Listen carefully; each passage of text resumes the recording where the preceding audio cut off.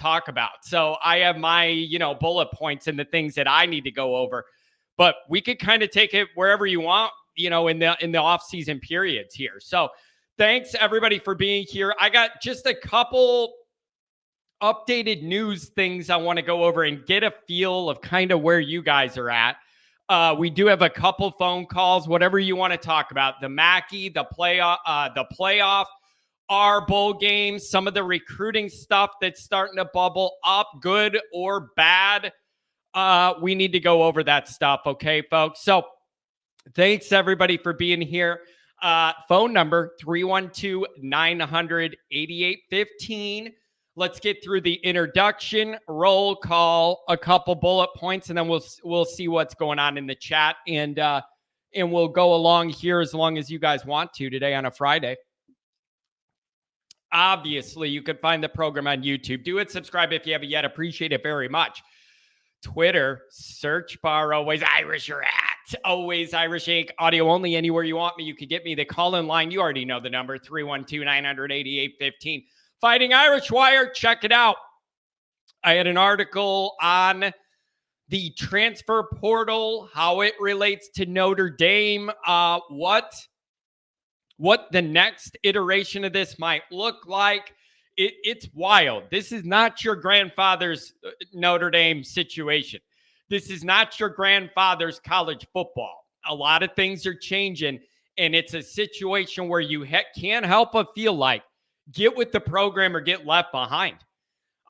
That's kind of where it's coming down to with a lot of this stuff. Get with the program or get left behind. If you don't have your toe in these waters, it's going to be hard to compete moving forward. That applies to the transfer portal deal, NIL deals, whatever it is. It feels like you got to be, at least in this game, to some extent anymore to compete. All right. It just feels that way. Emails, always irishnd@gmail.com. All right. Little roll call here, and then I'm going to get into something I need to yell about. Start off your Friday with John Mad. Phone calls, I see a couple of you. I'll get to you right away. See what you have in your mind today. Luke Collins, good to see you here. Mark Holzum's always here. Deb Thomas, SEC biased, already on that track of where I'm heading next.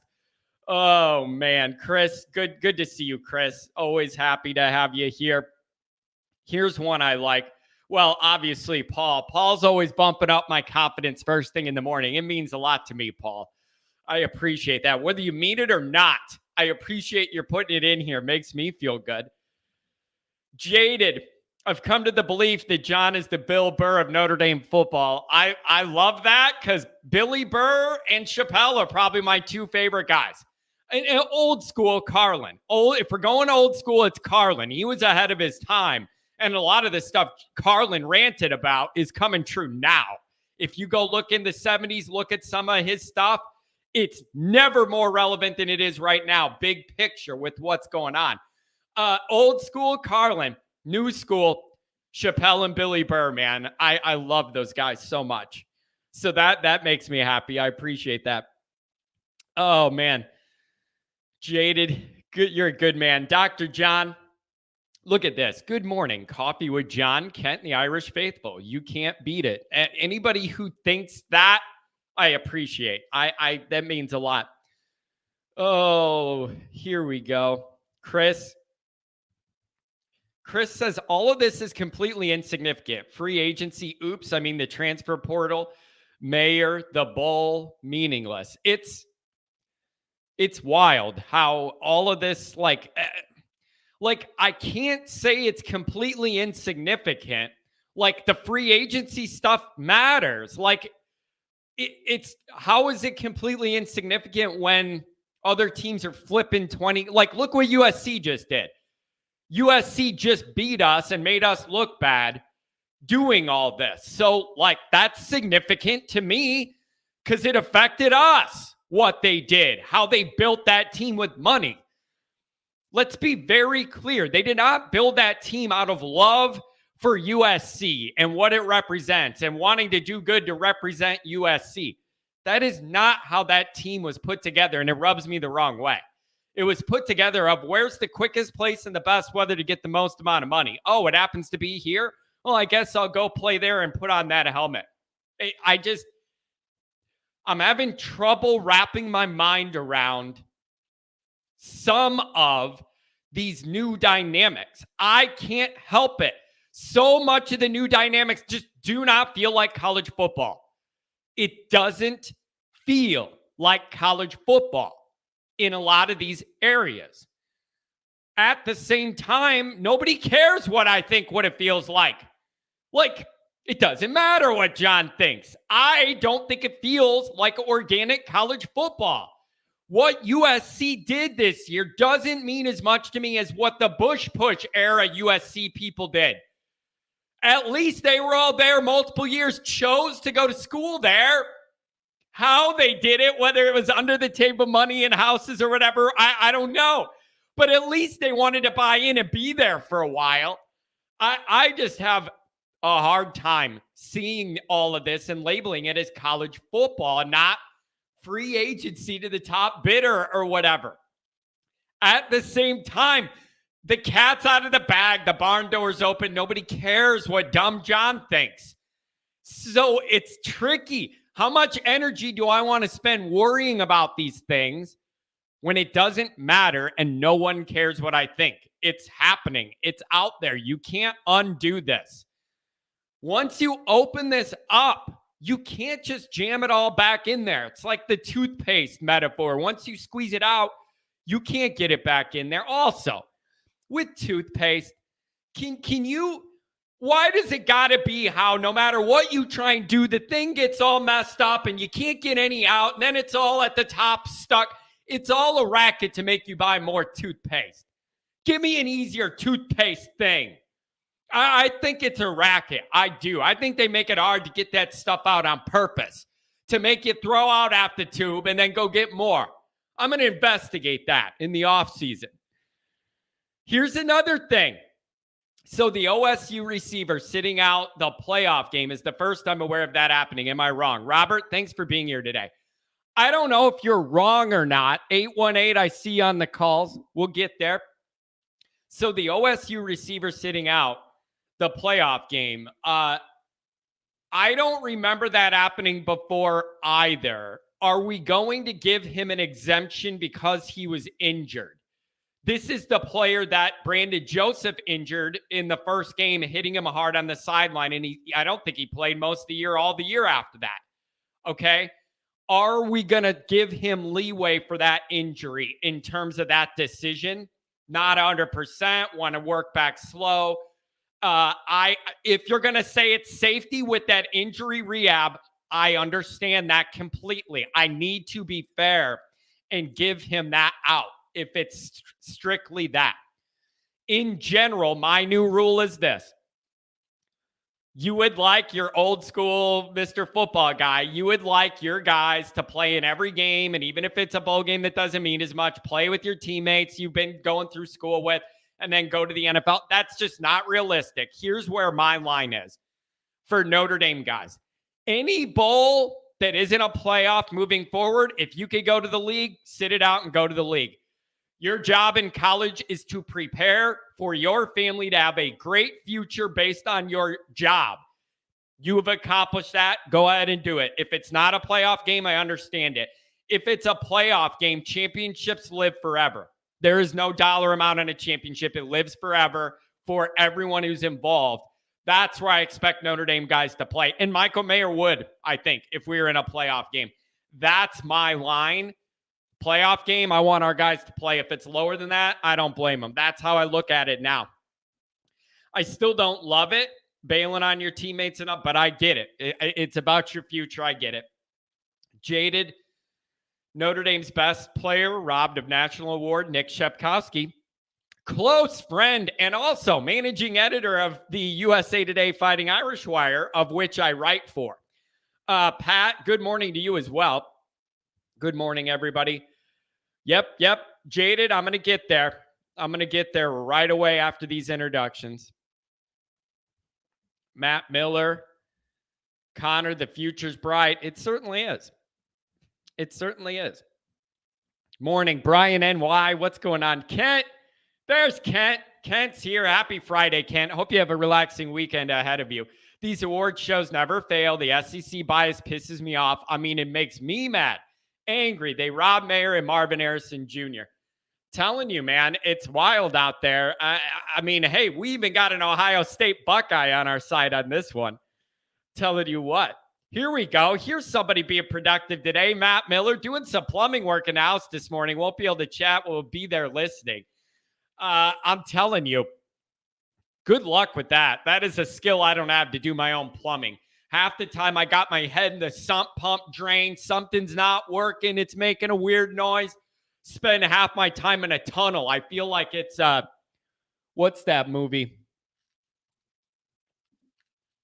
Silence of the Lambs, like I'm in the bottom of that well. I can't do no plumbing. I don't even think that counts as plumbing, but you get what I'm saying. No Name James. That's a new name. I don't recognize it from being here often. Only 3 things matter to being elite: winning titles, dudes in the league, stacking All-Americans. The individual trophies are all political and team-based now. I agree with that. It doesn't mean I have to be okay with it. Like, I agree with that. It's just, we'll get into it. I agree with that to an extent. Buy yourself an NC. There you go. That's what I'm talking about. Jason Smith, it's definitely changing. A lot of things are changing fast.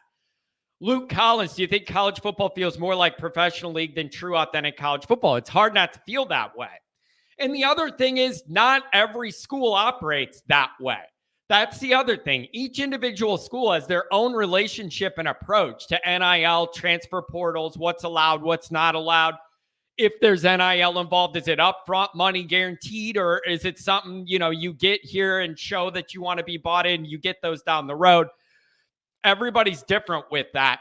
But the free agency aspect of this, with guys moving all over, no sit out, move all over the next year, chase NIL, whatever it is, that part feels very uncollegiate to me. Like, I used to love, one of the best things that differentiates the NFL from college is how territorial we are, team to team. You buy in, you're all on our side or you're on their side, and it's intense, and there's those rivalries, and it's us against them.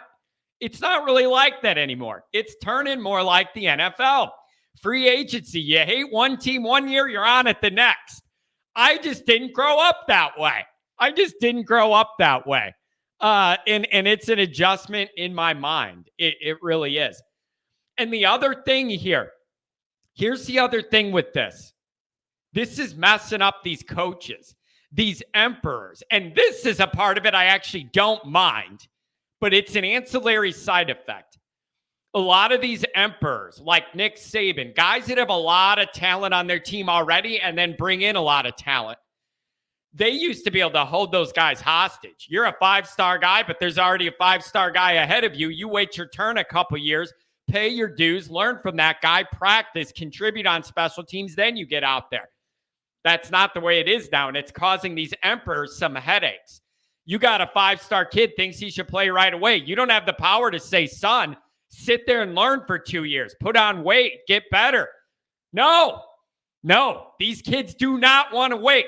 And they've all been told their whole life in that generation, you're number one, you're the best, you can have whatever you want. Everybody gets a trophy. Nobody gets a bad grade. Everybody passes. It's all good. Whatever you want, you can have it. You are special. You're the one. That mentality of these kids growing up in that age frame plays into this.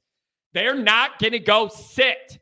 So it's causing issues, man. Those guys are going to move and go play if you don't keep them happy.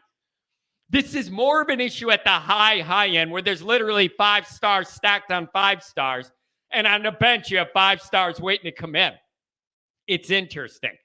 But a lot of these coaches don't like it. They don't. Telling you. Yeah, Jason Smith, it's becoming like the G League for the NBA. It's rough. Yeah, the genie's out of the bottle.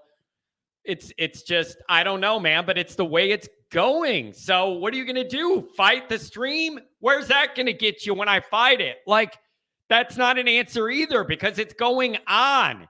If you're the only one who doesn't want to play the game at all, you're screwed. Good morning, Bruce. The format. Go check it out. Go check it out. You recruit the right kids, they won't leave early. But how can you say Mike Mayer's not the right kind of kid?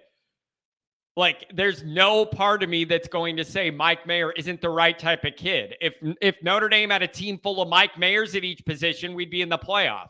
He's the exact kind of right kid. I don't hold this against him. Make a playoff game that matters, and then I'll get mad. Right?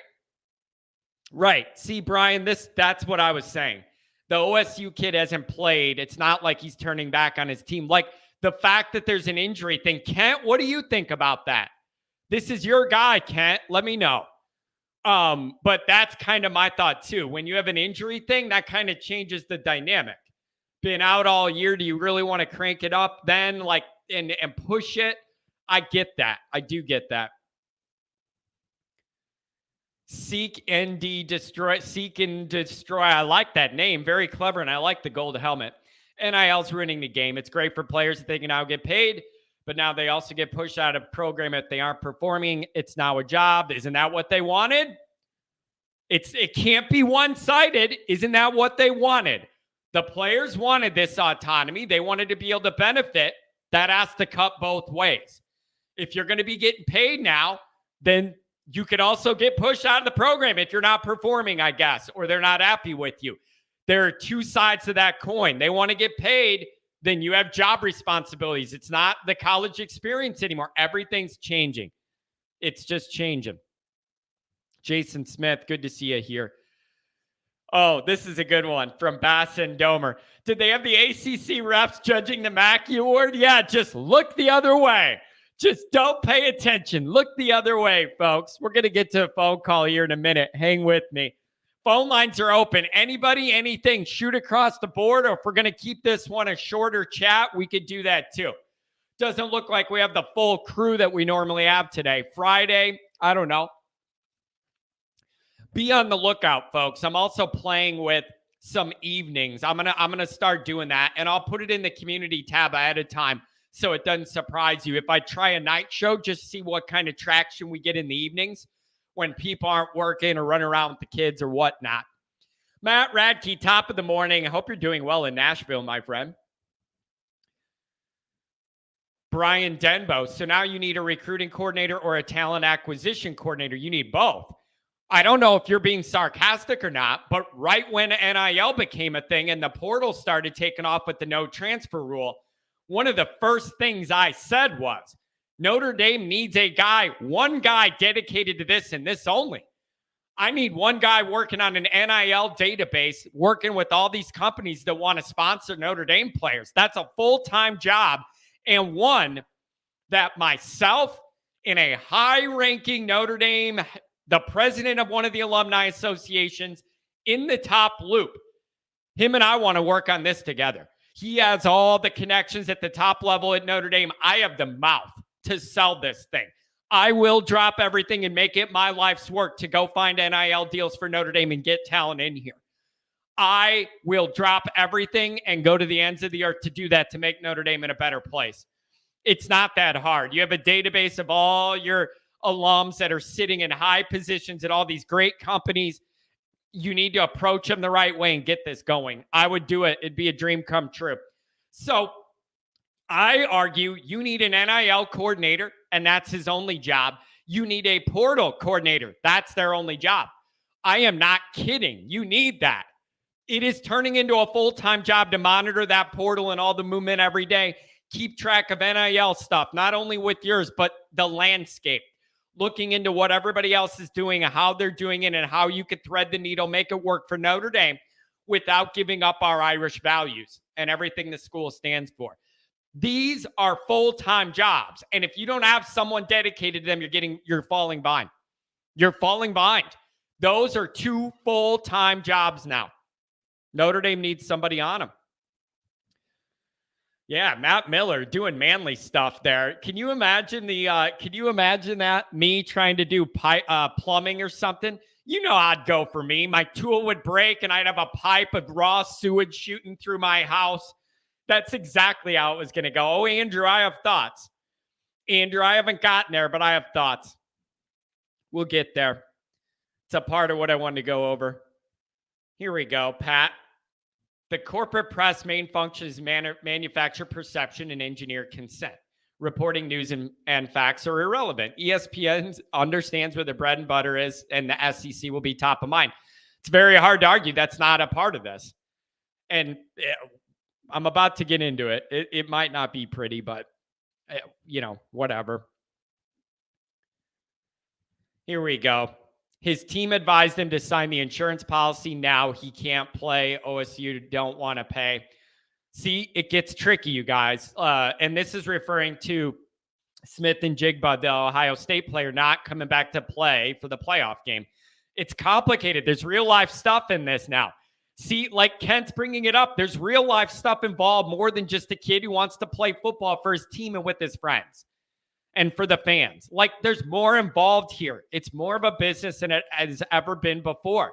But when there's so many billions and billions of dollars on the line, that's just how these things are going to go from now on, man. It's rough. It's just rough.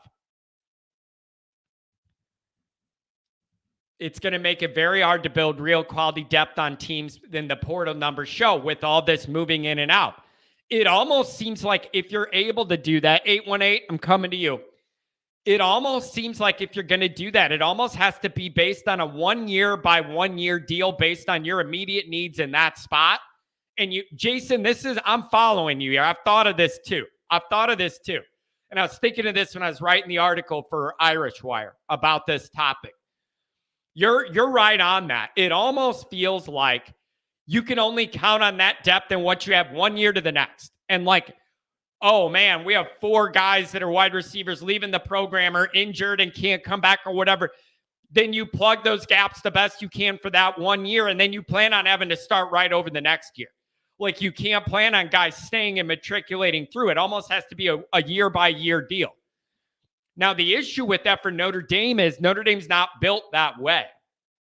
Notre Dame is not built that way. They're not. Like with the transferring in and out as an undergrad is very hard. Getting the approval. Do you have the grades? Do you have the test scores? Notre Dame's not good with undergraduate transfers for regular students or athletes. That's the issue. Notre Dame's not going to be able to be built that way. All right. Like Notre Dame is primarily going to be an organically built operation with development and general recruiting as teenagers, high schoolers. Right? So that is going to be an issue. Here's the other thing too. Just like what I think you're seeing with Jimbo Fisher, all that oil money to all those 5 stars. They had the most 5 stars of any recruiting class. I think they had 7 or 8. And all the oil money that went to them guys to get them all to go there. A lot of them were in the same position group, overlapping. And what happened? The guy could barely win a game. He could barely win a game with all that raw talent. I think there's something to be said for how do you maintain your natural university's football team culture when it's a constant opening revolving door of personalities, egos, needs of attention, desires for things, whether it be playing time or just money or whatever that motivation is. I'm telling you, some of these teams that get wild with the portal, it is going to backfire. It is going to backfire. If you don't have a strong culture and leadership group from the head coach down and the veteran leaders that are organically in the university, upperclassmen on your team that have been there forever. If teams don't have that structure in place and it's not healthy, you're going to have culture problems.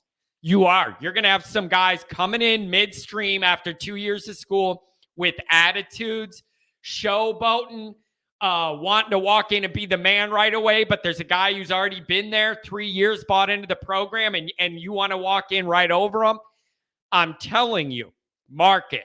If you don't have your culture rock solid and you get too wild, jumping at the shiny new object in the portal too much, you're going to have issues. I'm predicting it now. It's just human nature. There are going to be situations where there's going to be some resentment of guys there and then other guys coming in and just thinking they're owed something. Probably because they were told they were going to be given something, right? I'm just telling you, nothing's as simple as it is. Every action has a reaction. Every decision has consequences. Some of them are positive. Some of them are negative.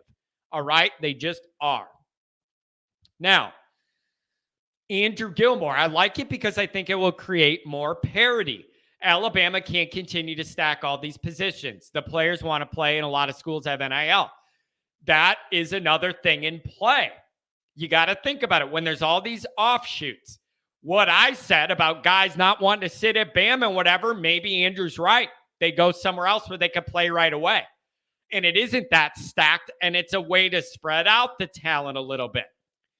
An example of that would be the five-star recruit or whatever that Deion Sanders got. Not now, but back before when he was at the HBCU. And he's getting a guy that never would have given it the time of day, but he did because of this kind of stuff. So in that way, I can see you helping spread out some of that talent. The issue is there's always going to be the haves and the have-nots in the NIL. And who's up front with it and who's not. Who's playing the NIL game the way it's meant to be by the book, and who's cutting corners. Who's guaranteeing money up front when that's not supposed to be in the nature of it. That's the other thing with the NIL regulation, folks. I hear people all the time, oh, well, we need the NCAA to step in and regulate this. There is no group I trust less to manage this appropriately other than both sides of Congress than the NCAA. They're bad at everything they do. They are bad at everything they do. The last group I'm going to go to for help in this area is them. They bungle everything they touch. And even if they came up with this great NIL regulation plan, people that want to do things shady are going to, just like they've been doing the last 70 years in college football. I've seen this all the time. You got to put a cap on NIL, 250 grand a year or whatever. It's going to be 500 grand, 250 of it up front, the other 250 in that McDonald's sack. Are you guys that naive? People that think that? That's like thinking in Chicago. Well, they have the strictest gun laws, so certainly that should help with the safety. Most of the people shooting each other in Chicago don't care about the gun laws. It's hilarious. It's like, well, we have the strictest gun laws. They're not worried about their FOID card, all right? The people doing that don't care about your gun laws. This is the same thing. People that want to go around it are going to go right around it, folks. It's a wild dynamic. It's a wild dynamic. Oh, boy. Yeah, so the quality and the depth is going to be an issue. It will help spread out some of that talent. There's no doubt about it. Kent Jackson's going to become a millionaire and recruit his own players and pay him as he sees fit. I like that mission. Oh, I like that. Colorado, baby. Colorado's going to be messing up people up with Deion already. I blame Northwestern for all this, Mark says. I remember when those nerds tried to unionize. I was living there. It was actually, I'll be honest with you, the most exciting Northwestern's ever been was when I lived there and their players started the wanting to be paid and unionized thing. And the news media was there and ESPN was there right out my house because I live right across the stadium. That was the most like media attention Northwestern ever had. I remember that. I was still living there in Evanston. Right across from the stadium. It was beautiful. Let's see. Yeah, there's a lot of people that say Smith and Jigba still injured, not coming off all that and coming back in. I get it. I think that's perfectly fair if there's an injury situation. That makes sense. That makes perfect sense. What do we have here? Andrew, ND's a classic brand. We need to get some major Fortune 500 companies to pay NIL. Listen, Andrew, I'm telling you, through my guy that has meetings in the top circle at Notre Dame, that trust me like a son and I trust him. We have this discussion every time, and I tell them, when you go in these meetings with these people, you need to push this stuff. You need to push the idea of a big database with all of our people connected to these big companies, and somebody needs to be sending calls and emails their way, getting in the mix. If you present this the right way, people will be interested. They want to help and they want to be a part of it, but you need to get the ball rolling. It is an easy program to create. It is an easy program to create. It really is.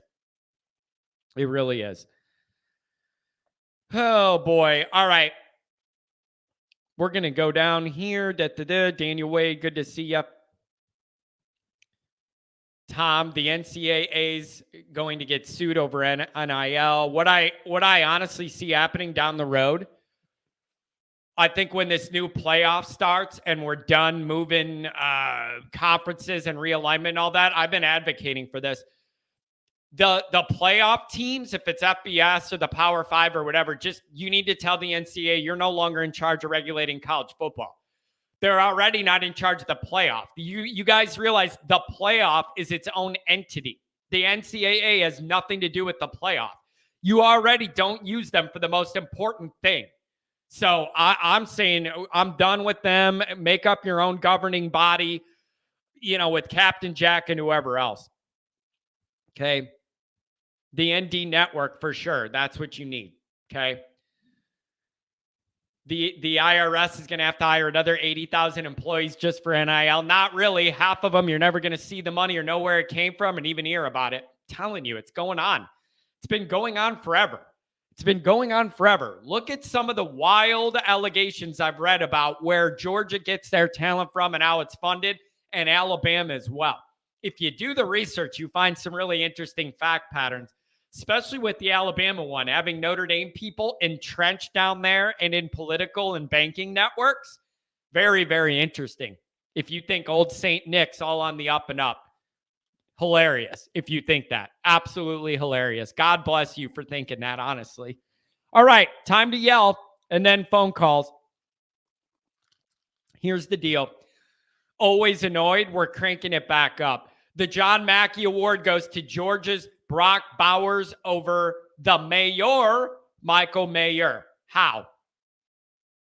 How did he win the award? Tell me the reasoning. Tell me. I'm open to it. Tell me the reason. How did he win that award? Tell me. Tell me the evidence that made this group sit there and pick this guy. What is it? Give me the evidence. How do you determine one of these awards if I'm in charge? If I'm in this group and they're like, John, you're on the committee to decide this award. What is the first thing you do? First thing you might do is, I don't know, pull up the statistics, shall we? Let's see what the numbers say. The unbiased, factual, statistical numbers. Who had more catches this year? Michael Mayer, 67-52. Who had more touchdowns this year in the regular season? Michael Mayer, 9-6. Who had more yards this year? 800-something to 700-something, Michael Mayer. Who's a better natural inline blocker? Michael Mayer, not Brock Bowers. Those are just the stats.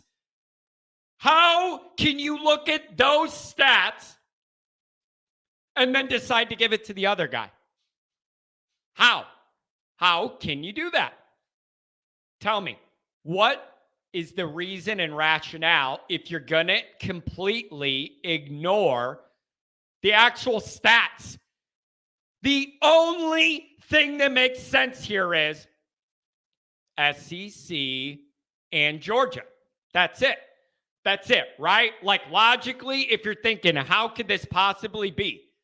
What it all has to come down to is, very simply, Georgia's undefeated, Georgia's really good, and I guess that's it, and then they're in the SEC? Supposedly the rushing yards and TDs was their BS excuse. All right, if you say so. And it isn't, you guys, it's not a part of, It's not like, oh my God, John, relax. Michael Mayer's he's going to be fine. Get over it. This isn't about that. Michael Mayer's lined up for generational wealth for his whole family. Michael Mayer's going to be just fine. I'm not mad about that. It's just the process, the perception this gives. I can't handle it. There's no reason. Look at the numbers. 67-52. Mayer. Touchdowns. Mayer. Yards. Mayer. Justify it. Justify it. SEC. Georgia. It's so lame. How do you just sit there and you look at this individual award and you're sitting there going, well, but Georgia's undefeated and they're in the playoff. Better give it to their guy. It just makes no sense. I'm only bringing this all up. Michael Mayer's going to be just fine. Michael Mayer, I'm worrying about this more than Michael Mayer is. He's going to be just fine. I just want to highlight what an absolute joke this is. It's just a joke. It's just a joke. It just doesn't hit you right. The numbers don't jive. It's just, you wonder why so many people just don't like the SEC and ESPN and everything that funnel that drives all SEC stuff, unless it drives it all there, unless there's an opportunity in Hollywood. If there's an opportunity to put the surfboard down and act like USC cares about football again, then they're going to do that too. It's just so, the angles are so obvious here. Like the SEC angle and what they push and with ESPN, and then the LA Hollywood thing. Chris Fowler is on depression medication because USC lost that game. He wanted them in the playoff. He needed it to get by in life. I guarantee it. The guy's in a mental institution crying right now. Fowler, the way he was just drooling over that Caleb Williams. Every time the guy gained a yard on Notre Dame, the guy had a stroke in the booth. It's blatant. It's blatant. You can't think this is all random. There's storylines. There's angles to push. Predetermined. I ain't here for that. Also, I'll never get over this. Fowler has the worst yell in football announcing.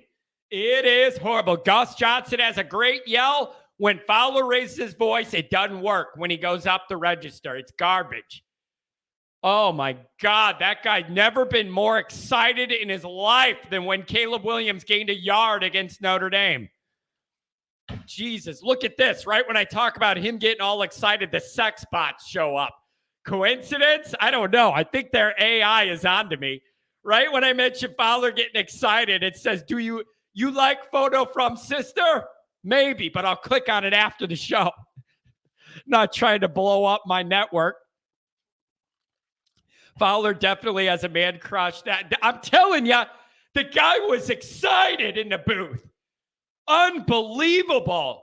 I couldn't believe it. This dude was going crazy. So I've seen a bunch of people put like, dude, relax. Mayer's going to be fine. It isn't about Mayer being fine. It's about the process being legitimate. Obviously, Mayer's going to be fine. I'm not crying for the guy that he didn't get this award. He's going to be a millionaire in a few months. I don't feel bad for that. But I'd not be being fair to this show if I didn't point out that the stats don't support this. They just don't. They don't support it. Let's hit a couple phone calls. 773, you're talking to me. I know who this is. I'm going to tell you guys who this is. This 773 caller is a guy that when we used to leave Notre Dame games together when I was young in the Chicago area, we'd be driving home and I'd be on a hold with Chet Kopic on the Notre Dame post-game show in what is it? The affiliate in Chicago. And I'd be calling old Chet to yell. That is where the idea of this call-in show happened, because I used to have to call Chet and yell. Let's see what's up, 773. What's going on? Hi, Johnny. How you doing, buddy? I'm a little stressed out, Pat. I'm a little stressed. No, all of this, the world's moving fast, Pat, in college football. Where does Notre Dame fit in all this? NIL, free transfers. What do we do? I don't. It's stuff stupid. It's the whole system is wrong. The whole system is bad, but nothing you can do about it. I think Freeman goes about it the right way. He's trying to build a roster of guys who are committed to Notre Dame, that are football players, that are good football players. It's this transfer portal. It's the new coach thing. Anytime a school fires somebody, they have to go get a bunch of kids to transfer in for the new coach. But, Brian Kelly isn't going to have the most amount of kids transfer into LSU this year because he's trying to recruit guys as well. So it's just a fad for every time a team changes coaches. They got to go out and get players like Deion's going to do in Colorado. Yeah, it's I don't know, man. Does it feel like free agency over college football to you now? Do you have that feeling, or is that just like in our heads because we see it all over? And is that as big of an issue as it feels? I guess I'm asking. I don't think so. I wish they had some sort of regulation on it just so it didn't feel like that. But in reality, I mean, kids transferred all the time for different reasons. Remember, was it that Eddie Vanderdoes? Remember him? he left and he went to UCLA and they let him play right away because he said he wanted to be closer to home or something like that. It's always been there. And if you had the right persuasion, you got what you wanted regardless. It's just now more blatant and obvious, like the money thing with the NIL deals. Like you said, Alabama and Georgia, they've been doing this forever. And everybody's known it. Now it's just out in the open, and you're actually talking about how much you're paying these kids. And it's not, they're still not talking about how much you're paying them on the side on top of what they're paying them for what's allowed. Yeah. That the Notre Dame thing well. Am I crazy for thinking they could just build a terrific alumni network with all their people that are in these high-end businesses and build a program that way? Like, isn't that the most basic thing Notre Dame could do to leverage their power? Isn't that what Brady Quinn is trying to do? I guess so, but where is it? I hear about everybody else's stuff, and it's like ours is in the shadows. I feel like they still feel like it's a sin, Pat. I feel like they're like, we kind of want to do it, but we don't really want to make it known because it's still kind of taboo. That's kind of the feeling I have. They're going to hold true to their roots of you're there for an education. You're not there to get paid. Right. But I think there's got to be a way to thread that needle. You got to thread that needle, though, and be in the game. I guarantee you these kids are getting paid money, John, from Notre Dame. They're getting paid money. There's you have to know it. You've had to hear it. They're not coming here, sure, they're turning down millions of dollars that they could earn by going to Ohio State, but they're not coming. They're getting something. They're getting something. It's not just their tuition. They're getting something out of it. Yeah, but the other issue is with that, there was a tweet that put out NIL values, and Notre Dame was in the top 10, and everybody was shocked by that. But the difference is there's a difference of saying if you come to Notre Dame, get good grades, do the right things, there will be these opportunities for you when you do that. That is very different than if you come here, you get $2 million just for coming here. That's a big difference how that money goes, Right, exactly. Notre Dame's just positioned themselves in a place where they're going to compete. They're not going to compete at the level of Alabama, but they're going to compete like they always will. And like they do in everything. They're not going to go and get the guy that can't read to come and stuff up the defensive line. They're going to go and get the guy that has competency, and they're going to offer him something, not the same, but he's got the ability, and they're in it for more. It's like the whole thing comes down to it. You're going to tell this kid he can come to Ohio State. He's going to make $1 million. He's never going to go to class once, and then he's going to blow out his knee in the NFL. That $1 million is going to be gone, and he's got nothing to show for it at Ohio State outside of maybe some great highlight reels. You come to Notre Dame, you're going to get $100,000 over 4 years, maybe. I don't know whatever. Yeah, you're going to get that over 4 years, But then you have that degree, and if your knee gets blown out in the NFL, if you get Jalen Smith, you're gonna have something to fall back on once you get out. Yep. And that money, that $100,000 in 4 years, even that $1 million you get at three years of playing at Ohio State, will fail in comparison to what these kids who get that degree from Notre Dame will have in 40 years. Yeah, it's just becoming harder and harder, I think, to sell that. It's got to be the right kid, the right fit, good parents, and also good families, good parents that look at the big picture and go, think about it. Hey, somebody put in the chat, Pat, your dime, your dance floor. Let's go, chat. Let's go, baby. You remember, what was it? It was Miami, Pat. Miami at Soldier Field 2012. And we were drinking because they sell beer. It was a pro stadium. And we were calling Chet on the way home, yelling at Chet. Oh, yeah. Yeah, I wasn't in the right condition to do anything at that game. That was when they blew him out, right? Yep. That was in 2012. Yep, it was great. Yeah, remember the Miami fan wanted to fight me when I asked him which train he was taking, which airport he was going to? Oh, yeah. I was going to give him advice on which train to take. They're a very classy fan base, even when they travel to Chicago. Now, I was just trying to be helpful. If you're from Miami, you don't want to end up in a bad neighborhood in Chicago. You don't know. Yeah. You should have sent him right to the O block. You should have sent him to the O block, Pat. Pat, send him to the O block and tell him to put his hat backwards. And good luck. That's what I would have done. Like you said, John, they don't care about void cars in Chicago. Yeah. That line cracked me up. Oh, I'm just telling you. It's just funny to me, man. Hey, listen, I don't think you've called maybe one time, but I know you're busy with your schedule. What do you make of Freeman first year overall, big picture? What do you make of everything you've seen, the good and the bad?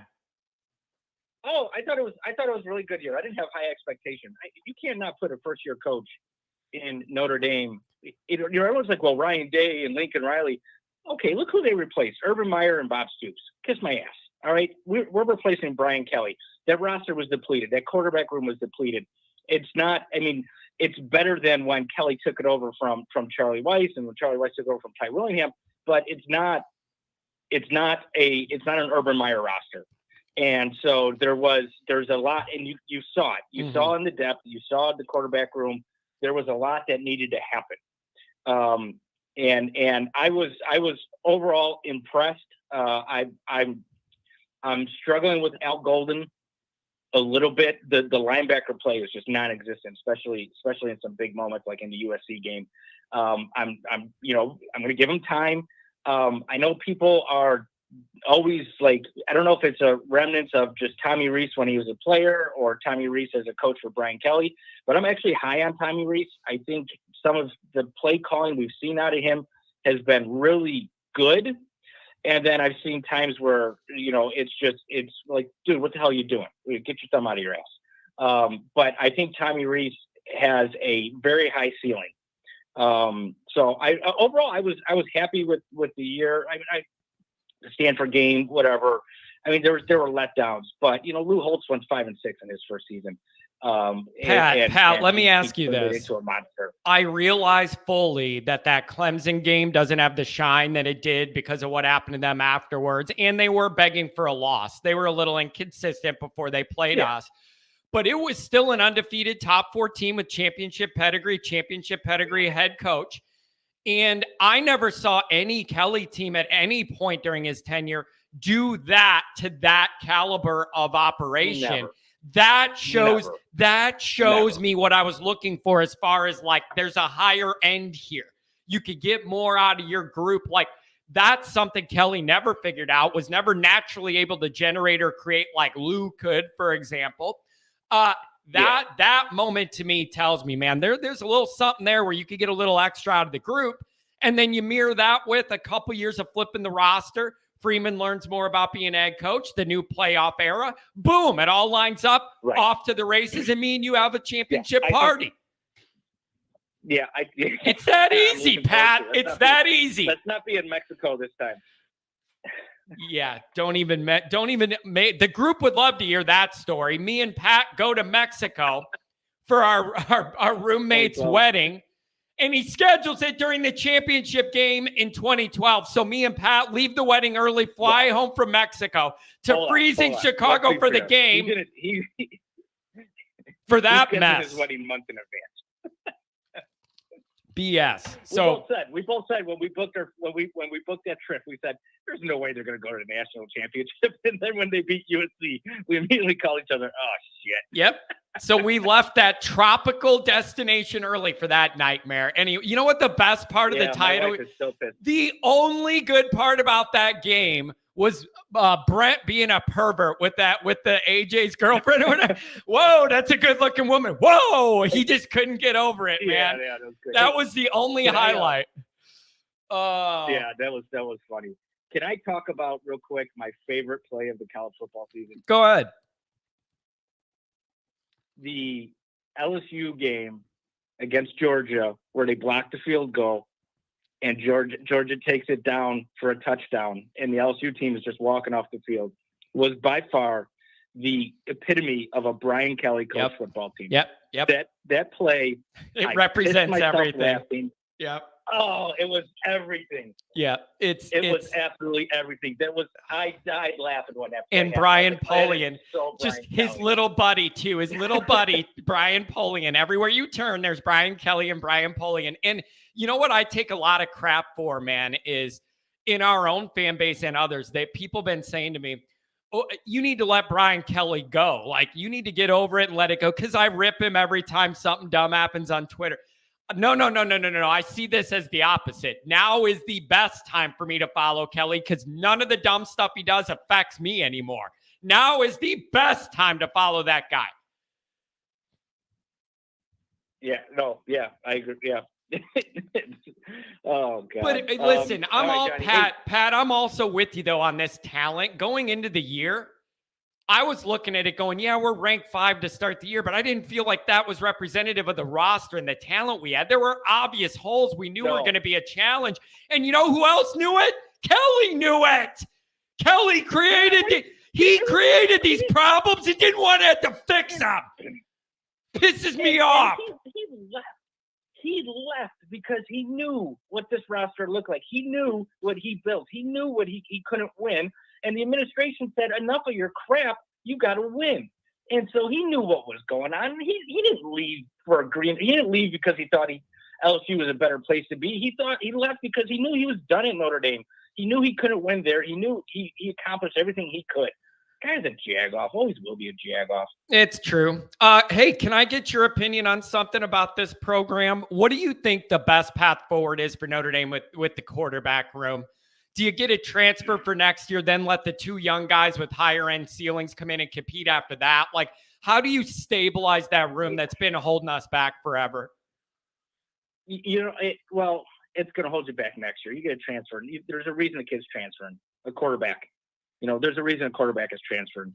So that room is not, you can get a transfer. It's not necessarily going to help the room. It might stabilize it where you get more of a game manager who can hit a check down or at least see over the offensive line. And don't get me wrong, I love Drew Pine.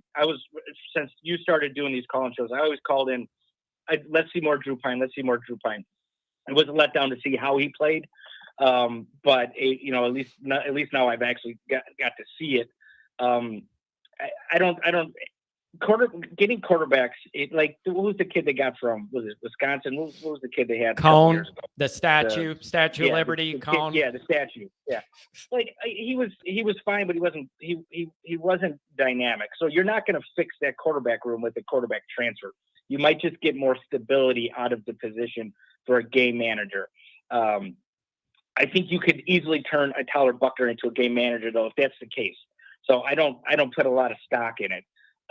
But you're right, though. It's when you get this kid coming in that they just got, and you got Carr after that. You let those kids fight it out. You do need a top tier talent to be in there, but you're not going to find that in the transfer portal. Yeah, and you know what I keep complaining about, and Notre Dame fans are so damn used to this. We enter every single, the second week of August, and we get into camp, and it's always, well, what are we going to get out of Notre Dame's quarterbacks this year? We have no idea. We're going to hope when the games start, we know what we're going to get. there's never really a time we go in knowing exactly what we can rely on and build from it. Yeah. And even when we thought we had that in Ian Book, his numbers went down the second year he was the starter over the first. So it didn't exactly, it didn't trend in a positive direction either. All of his numbers went down, and that's also Brian Kelly. All of the quarterbacks, Kelly had did that. They all got worse, not better, the longer they were with him. Tell me that's not wrong. There's something wrong. They get worse with the guy. John, you're going to have a stroke again. Again, how many can I afford? You've seen me for all my biggest ones. How many more can I afford? I don't know. If people think this is bad, they should wait till you shank a ball on the golf course. You really have a stroke. Don't start exposing my golf rage to the crowd. So now that you're getting more established, and you clearly don't do your other job anymore, are you going to start playing golf again? That's the idea, but I need to get other things structured with this. There's a lot of other things I need to build in so that it all kind of connects. So that's what the off season's for. Now that it's going to be cold, I have time to do that. And then the plan would be got more time that I could get back into golf. So yeah, you're right on it. All right. I expect to see you out there again because I lost another league partner since our 6-year run together. And you quit golf because, you got your wife pregnant, Dick. I haven't had a consistent league partner, so I need you to come back. We'll see what we could do. That's a long drive for me. You know that. That's a long drive, brother. You'll go anywhere to play around the golf though, John. Don't lie. Yeah, that's a good point. So I don't know, Pat. Overall, I just feel Freeman provides something different that this school hasn't had for a while. It's just a different feel. No, I agree. Pat, here's what I say. I'm It's clear he understands that it's about Notre Dame and not his ego. Kelly was the other way around, and that just is never going to add up in Notre Dame. I don't think it works that way. It's just not ever going to be where that mentality pays off. You got to have a guy bought into Notre Dame. Freeman is, and I think the future's bright, even though there's some frustrations. Yeah. No, like I said, I thought it was a good year. I thought it was a successful year. I really wanted to beat USC. You saw my text message after the USC game. You talk about standards. There is a standard. Beating USC is a standard. But overall, I thought the season was a success. He had some painful learning points as a head coach, Freeman did, and I think he took those lessons to heart, made adjustments, showed he can make adjustments. I like to see better in-game adjustments, especially on the defensive side of the ball. But overall, I think Notre Dame has a bright future ahead of it with this guy.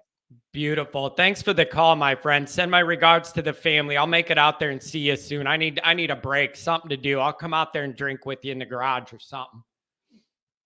All right, buddy. Love you. Talk to you later. Have a good one, man. Thanks for the call. Miss you. Oh, man. Yep. I've known him 20, 25 years now. Die-hard Notre Dame guy. Grew up in the shadow of Midway Airport right there. I remember we were younger, a plane overshot the runway and went into the street, and it was right outside Pat's neighborhood there, the old plane in the road. I don't like that Midway. Short runway there. I don't like it. I'm a nervous flyer. Humans are not meant to be in an aluminum tube 36,000 feet in the air. You're asking for a problem. I don't like it. You're asking for a problem. Okay, so I'm going to get to a couple more calls, but I want to get through my point. I don't want to miss this and get too far down the path. Edwards decommitting, don't love it. What is he going to Neon Dion? Don't love it. Lamar Cristobal somewhere else. Yeah, I don't like that either because those are both potential running back situations. And then I'm also seeing rumors that Peyton Bowen will be decommitting. I don't know if any of that's true. It's just what I've seen in it last night, and I don't like it. Anybody could put anything on Twitter. The Peyton Bowen stuff is an ongoing anxiety. Lamar committed to Notre Dame, crystal balled somewhere else. I hate that. Why commit to Notre Dame if you're crystal balled somewhere else? I don't get it. Don't commit to anywhere then. Anyways, it's a little frustrating. So That's the way this recruiting goes, you guys, up and down. And we feel good one week, we feel crappy the next. That's just kind of how it is. But Edwards did decommit. Now you can feel good because there's a lot of running back room. Other people like him in another position, whatever.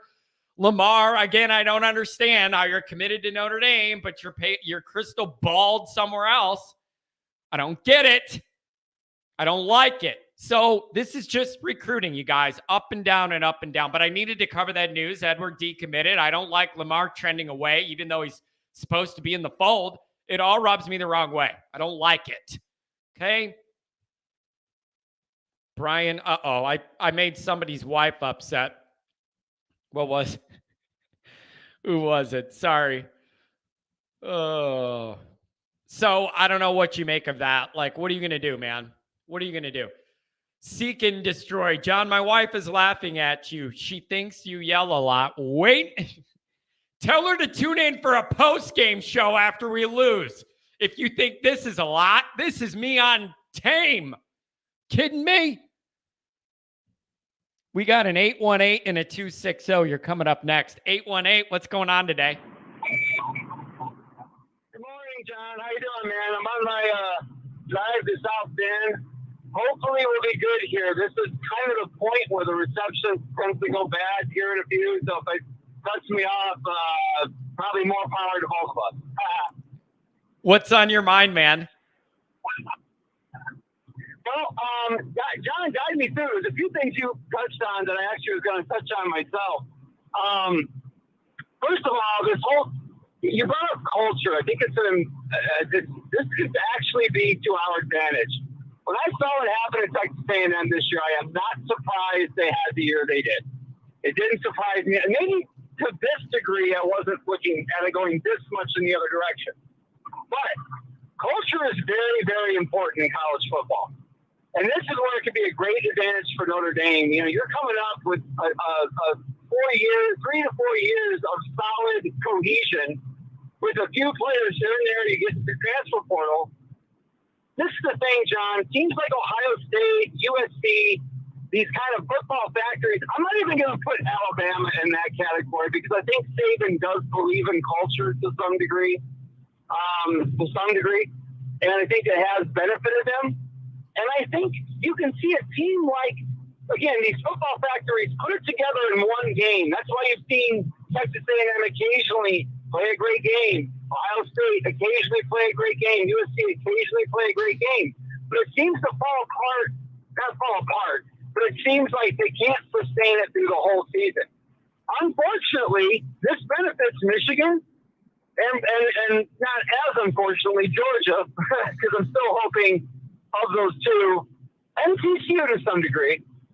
I look for those three teams to be I don't see Ohio State winning the national title, man, because I just don't think they have that sustenance of culture. Hey, you see what I'm saying? Rodney, you know what I've thought about, though, that's wild?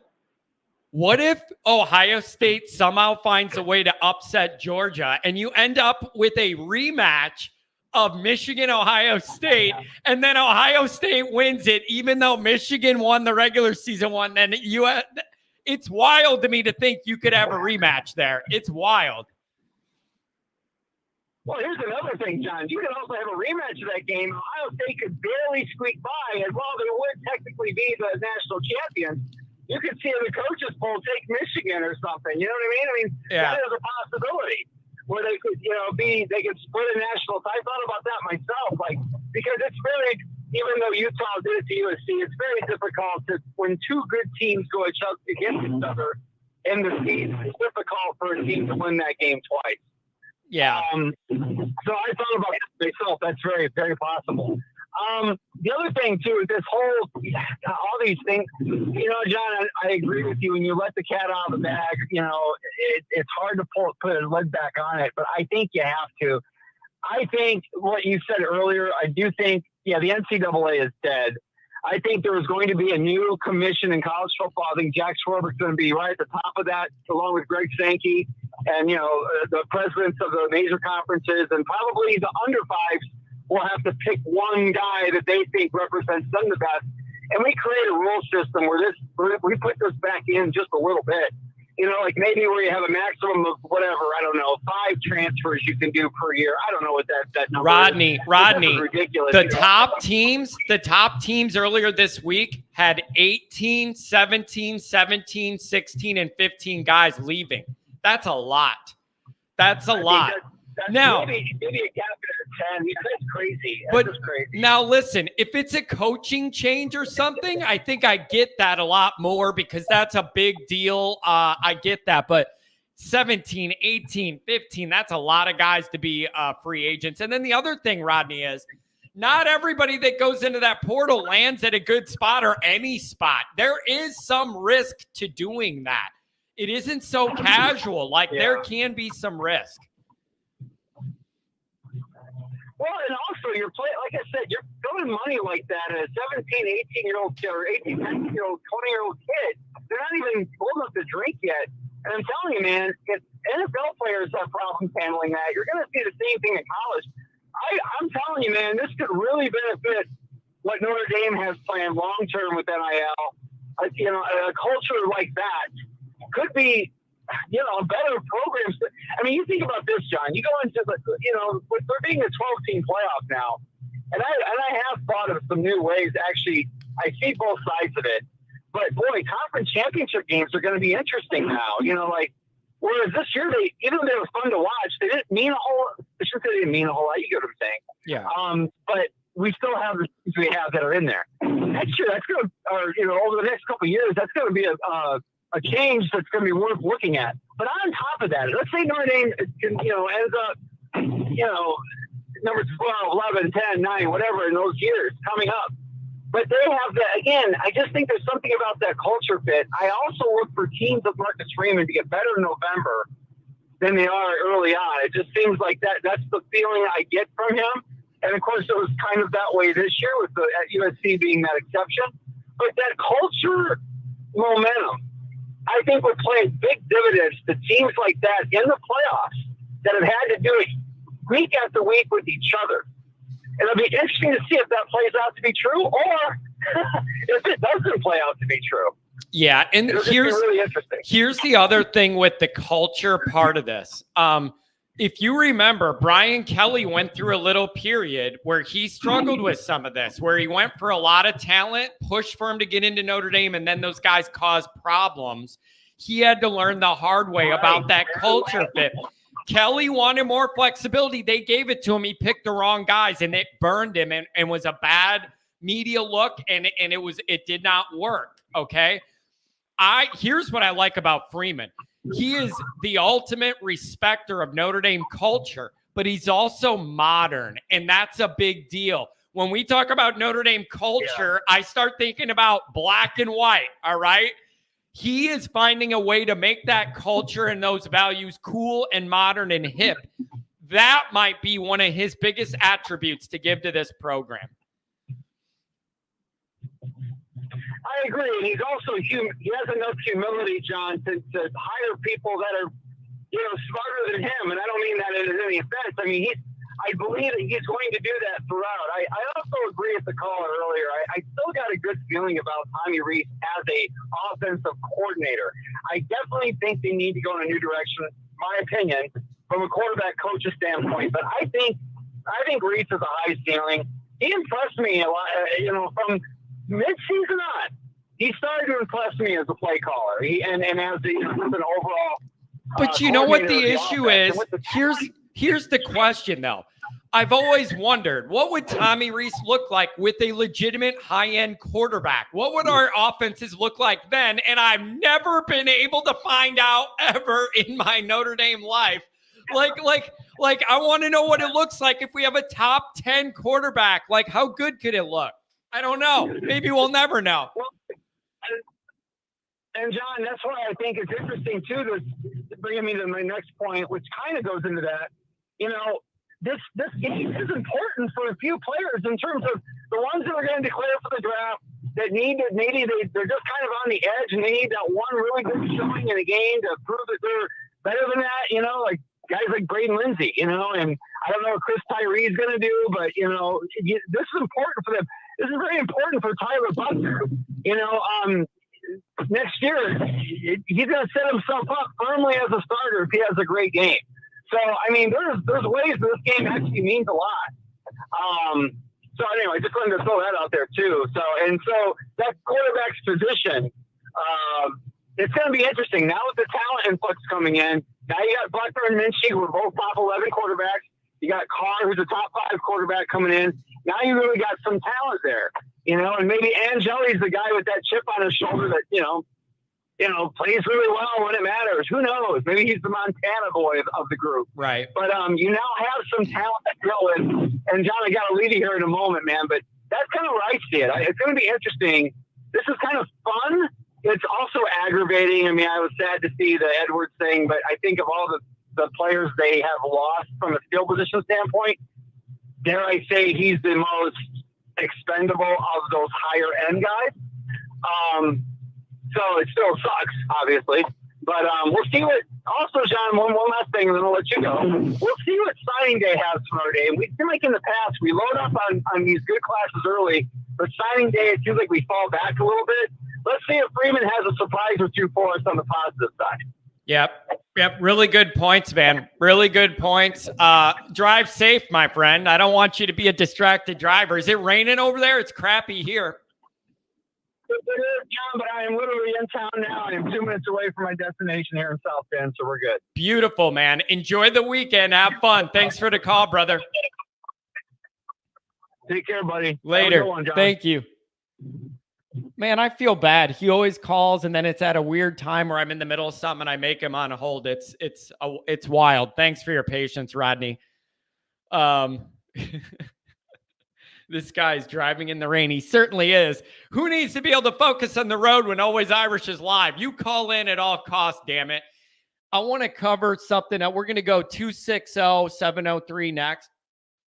I want to cover something here that got brought up by Rodney. I see people's frustrations with the recruiting and the transfers and a guy decommitting, and is he going for NIL money instead?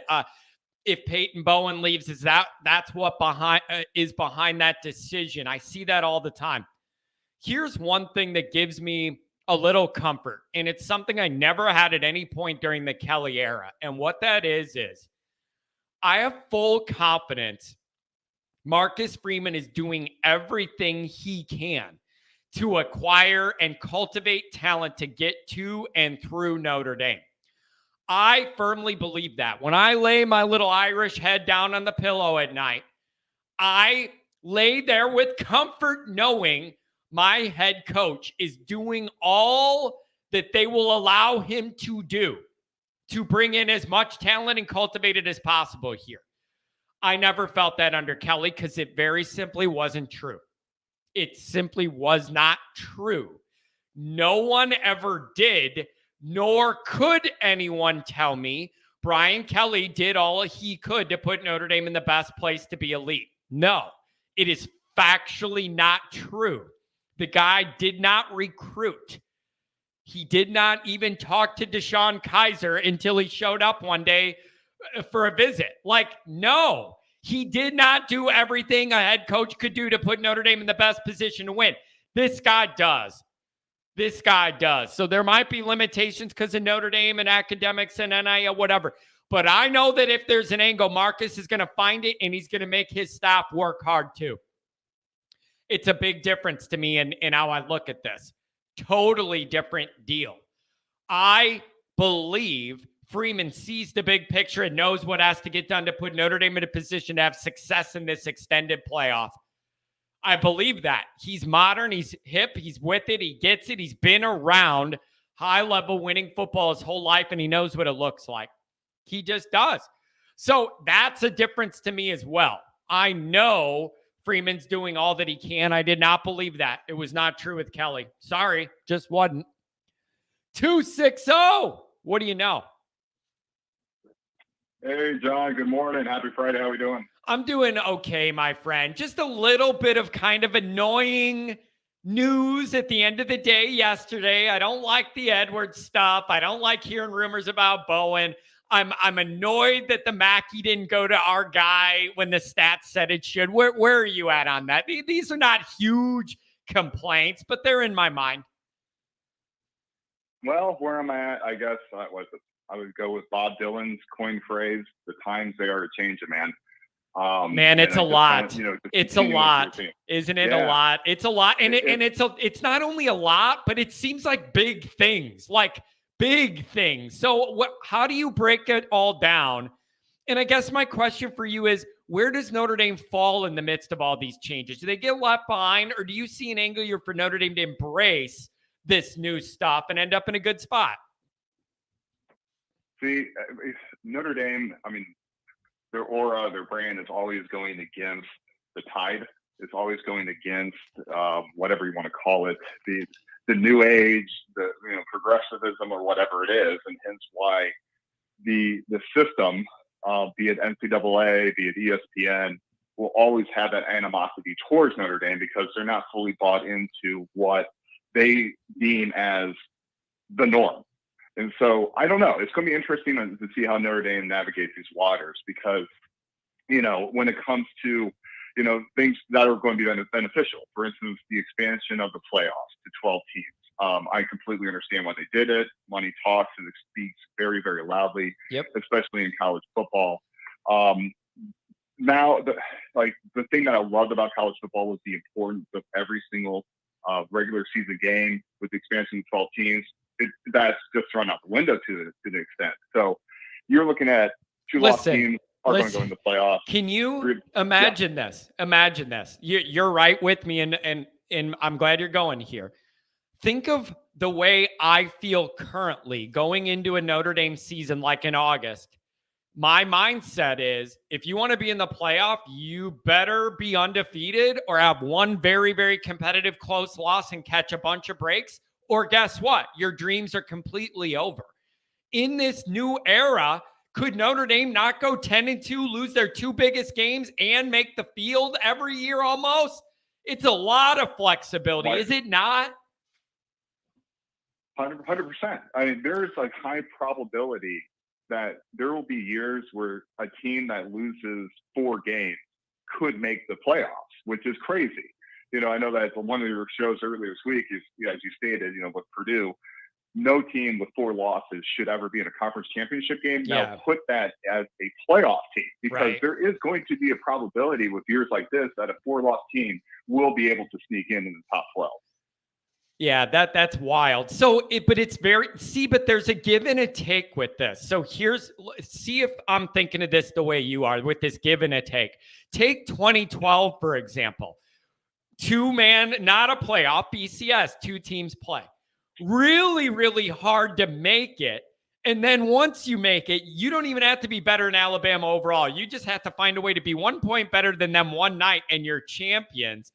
Compared to a lot easier to get in the field, but then a lot harder to win it once you're in because Notre Dame would have to string off a rip of wins in a month against high-quality opponents or mostly high-quality opponents.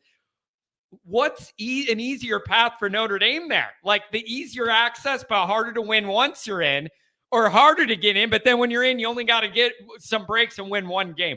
Do you see what a big difference this is? The whole thing's flipped. 100%. It's going to be easier for Notre Dame to get in the playoffs. It's going to be harder for them to win it. One and done is always the easiest route. It's just like Major League Baseball. That first round, 2 best of 3. Anything can happen. That's why the best team can lose in that scenario. And so, as you just stated, the probability of winning 1 game is whatever that is 30%. Okay, now probability of winning 4 games is what? Take 30% times 20%. So yeah, obviously. So, but at the same time, it's going to be interesting how that plays out because of if you consistently make the playoffs, does that bring more talent to your school? Does that allow you to get the top recruits? But the top transfers are coming because you're constantly in that conversation. You're constantly being seen by not just a small fandom that just tunes in. I shouldn't say that. Notre Dame, even though they're quote unquote irrelevant, constantly are bringing in viewership across the globe. So, but you know what I mean. But like kids that are in Texas or Florida that they don't know Notre Dame, they when maybe a coach shows up to recruit them, they're like, yeah, are you the school with the golden helmets? Like that's your extent. But once you're constantly in the news, you're constantly being battered about, where you're constantly like, oh, they're playing again in the playoffs, they're playing again in the playoffs.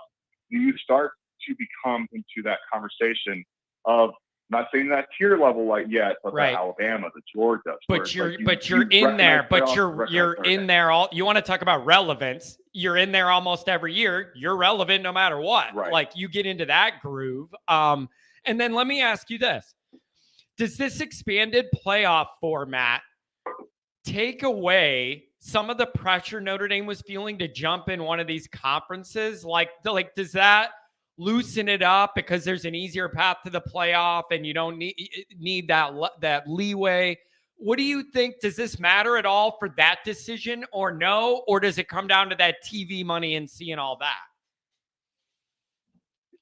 Again, who knows what the future holds? TV money plays a major role in this. But I as it stands right now, first and foremost, I never really understand the conference argument because there's 4 slots currently in 5 Power 5 conferences. So therefore, you're telling me the conference really doesn't matter anyways. because, well, hey, listen, man, listen, wait. Well, you got to win a conference championship, and Notre Dame doesn't have that extra game, so that's not fair that they're in. Ohio State's in. I didn't see them in that game, so there goes that argument right out the window. Out the window. Yeah, I never want to hear it again. I never want to hear it again. That if you're not in one of those games, you're out. They're not in it, and they're in. Discussion over. Let's move on. Yep, it's funny because I thought TCU was going to get screwed again like they did in 2014, if I remember correctly, where they were the number 3 team. God, I love that quarterback. I love watching that quarterback, man. That dude is he's so football-y. He's Captain Football-y. I love the way that guy gives it all out there. I love him. But the point I'm trying to make is, if you remember correctly, Ohio State got into the playoffs that year. They didn't play in their conference championship game.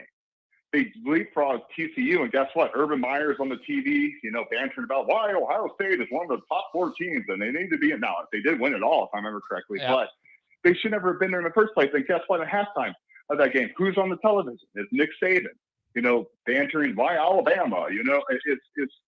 I thought they were going to get screwed this year again, but I'm glad to see that they made it. Me but too. To answer your question, simply is no. The conferences are essentially going to I shouldn't say irrelevant, but you won't have to win your conference championship anymore. 4 lost teams have a probability of getting into it. Regular season is going to, I would hope that teams are going to schedule better games, harder schedules, but in reality, you don't need to. So it's basically, if I'm Notre Dame, I think they win on the front end, and hopefully they can really make hay on the back end with this expanded playoffs, because it's going to be a hell of a lot easier, and all that nonsense conversations of irrelevance, the easy schedule, there's no conference, that just goes by the wayside. Yeah, and the other thing is, man, you get into one of those playoff runs, and the deeper it goes, man, you're building a whole lot of extra everything, attention on your school. You're getting a high profile. Like, I can't even wrap my mind around all this expanded playoff. Can you imagine a home playoff game in Notre Dame Stadium the week of Christmas or something? It's absolutely wild what this could turn into, man. Right. And also it's going to help Notre Dame change the narrative, or it should help Notre Dame, because they're going to have more chances. Again, that's just just all pure percentage and probability. Yes. So you have a higher probability of winning a playoff game. Yeah. And you gotta be off your back. And here's the other thing. I say this all the time. 2 things. One is you got to be in it to win it. And the more spins at that wheel, the better. And then also, even if it takes a while, being in that environment more, you're more comfortable. It's not as intimidating. It's like not a huge deal anymore. You have stage fright, like all that stuff. When you're used to being on that stage, the pressure of it goes down. I like that as a program overall. But just the excitement of having that whole extra month and your team's in the mix is going to be a big deal. And here's the other one. The people that don't want this field expanded to 12, all it's going to take is the first real upset to happen. And it will, if you do this long enough, and everybody's going to go, there you go. That's why you did this. Because if you didn't, this team would have never done that and had their chance.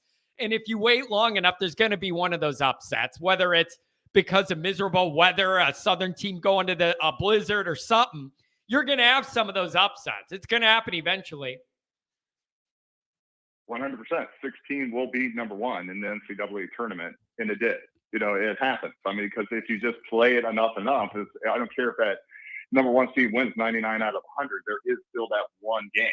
And again, that's where all the movies are made up, and that's what people remember. So it's interesting to see how this expanded playoffs goes. But then, and at the same time, what is also happening with college football is the initial recruitment of individuals is not as important as it once was because of the transfer portal. Let me preface also, or let me add this. I'm not saying that recruiting is not important, okay? Because people will go, oh, what do you mean recruiting's not? It's not as important as it once was. And theoretically, you can continue to recruit a player even once they committed to another school because, hey, look, you weren't playing at this school. You're staying behind this. Are you sure you're going to be able to get playing time? And voila, you see them transfer to your school because I guarantee you that type of stuff is happening right now. Yeah. And you know what else is going on too? And everybody needs to realize this. Tampering is just kind of standard operating procedure. Like Drake May staying in North Carolina, people reached out behind the scenes to Drake May and said, what about this amount of money? And what about that? Is there any interest here? Do not think that is not going on. You find a way to not connect it to anything that gets you in trouble. Somebody gets in touch with their people. Like, there's tampering all across the board. It's the one thing that I know is people that end up at Notre Dame are there because they want to be at Notre Dame. There's no way around it. That's one thing I believe because it isn't the easiest place. The best weather, the best looking girls, all of that stuff. It's harder at Notre Dame. So I at least feel like whoever does end up here actually wants to be here for a while. Agreed. And it's going to be interesting because, Notre Dame has that recruiting methodology, which is, 4 years for the next 40. So how is that going to play with these transfers that are not graduate transfers, that still have 2 to 3 years of eligibility, where it's like, yeah, you could transfer in. Now is it, 2 years for the next 40? So it's going to be interesting to see how, Freeman maneuvers through that dynamic. Yeah. Because again, he has to get aggressive in the transfer portal or you will die in this day and age. Yeah, you have to. Because think about it, man. It's like a safety net. When you end up in a bad depth situation or whatever, it's like a Band-Aid safety net addition to all your natural recruiting. I'm not asking for Notre Dame to do 15 a year, but if he needs 3 or 4 on each side of the ball, it shouldn't be an issue as long as they're good kids and have decent grades, want to work hard. That's my opinion. Yep. And I also agree with your analysis. I think the culture, the schools that do actually have the cultures, they might take a step back initially, but if they play this out right, they should have that longevity as we go through this crazy waters that the NCAA has just pushed on us. So I do think the future is bright for Notre Dame if they do this correctly. If they can understand, here's the game, which I think Freeman gets it. At least what he's saying now is telling me that he's understanding the dynamic. Okay, so if you can get that figured out, if you can just get the right, I guess, support staff around him, because I know he's still figuring that out in terms of what he's needing, in terms of overall offensive philosophy, defensive philosophy, getting that figured out. I think he's going to be all right. At least he should be all right. Yeah. I don't know why, but I just have a feeling of comfort with Freeman, like he's tied into modern realities and understands things and is at least trying to get them done in a way that I didn't feel from Kelly. I felt complacency from Kelly. I didn't feel progress or even a real effort to get there. And I just felt stuck, and go figure. The results year after year ended up pretty much being the same, kind of stuck. Beat the teams you're going to beat, get let down at the end against the better teams. That's Kelly's MO at Notre Dame. This guy at least gets it. And I just have an inclination. I think this administration wants to work with him. I think the way he presents himself matters, and eyes and ears are open to him that weren't always to Kelly. And I think it matters there. It makes a difference. And I can already feel little things changing. 100%. I feel, he gives a damn. Let's put it that way. Where Kelly, he has that mantra where, I've been here and done that. I could just wake up in the morning and it's just going to come together. That 10 wins is pretty much going to be a guaranteed. We're going to, and the Notre Dame fan base, the majority of them are going to be satisfied with these 10 wins, even though we're not winning anything of importance, but, we're back to, relevancy, quote unquote, in that sense. So I was happy to see Kelly gone. I'm glad he's gone. I don't, good luck at LSU. Not really. Yeah. I said that you lost again, or blown out again. Brian Polian, special teams, baby. Always on point. Brian Polian, special teams. You always know what you're going to get. Which is crazy, when you actually see, the fact that the special teams actually was a weapon, because how Notre Dame finished up the season, the reason Notre Dame went 8-4 this year is because of their offensive line and their punt block team. Essentially, it's so weird to think about. Why it's so weird to think about. Like, never in a million years would I think it, but that unit is a weapon. And you know what else? We were speaking about culture. Having a sharp, nationally dangerous special teams unit, that is an indicator of culture to me as well, in terms of placing value on all aspects of the team and having a high expectation of them all playing winning ball. Valuing special teams this way is an indicator of a good culture as well. 100%. And you can think of these special teams gurus, if you're those players in the NFL who made their entire career because of special teams. And I don't know what the message is being delivered to the team, but it's lovely to see the buy-in. Yep. And then I hear it, during the games where there's, that we have 17 starters on special teams, they have 5. Who do you think takes this more seriously? I love that type of narrative and that type of message being delivered to the team, because guess what? All you got to do is tell these kids is, look, you don't have to be a star in the NFL. You don't have to be this all-pro whatever to make a great living, to make, great money, to have great benefits for the rest of your life. All you got to do is just have a chance to make it. And guess what? We can give you that chance by you shining out, be it special teams, be it doing this type of thing one-off. And I think that's also a big thing with a lot of Notre Dame players as well, buying into a culture where they don't have to be the me. It's all about me.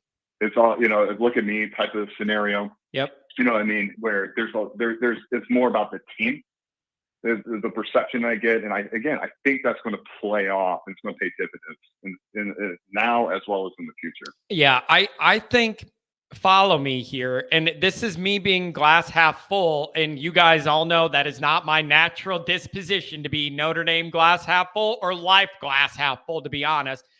Here's what I could see happening, man. Follow me. Tell me if I'm just dreaming with shamrocks.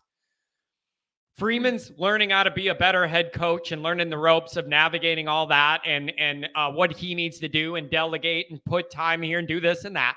He's going to get better at that. You get a couple more years of his recruiting, washing out the Brian Kelly stuff and then replacing it with more depth, speed, and talent. You have that. The quarterback part seems like it might be on a path towards higher end stability.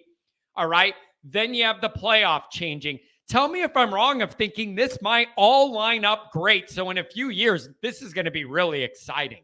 Am I crazy for seeing that all line up that way? No, I mean, it should. And I think one of the biggest signs of that actually being played out as we speak is the fact that Drew Pine is transferring right now before the bowl game, because somebody, more likely Freeman, had that conversation with him where it's like, look, you're not the guy. You're not going to start. You're going to compete. And guess what? You're probably not going to win. Because Tyler's coming back. By the way, man, love the fact we're bringing a transfer in. When I spoke about 5 minutes ago, when I said what I feel is that Freeman has a grip on where this is at, what it needs to be, that is a prime indicator. Freeman knew. That doesn't mean Freeman nor I don't appreciate all of Drew Pine's effort and the toughness and fighting for Notre Dame and stepping in and doing an admirable job despite his physical limitations that are never going away unless the guy grows 9 inches in his 20s.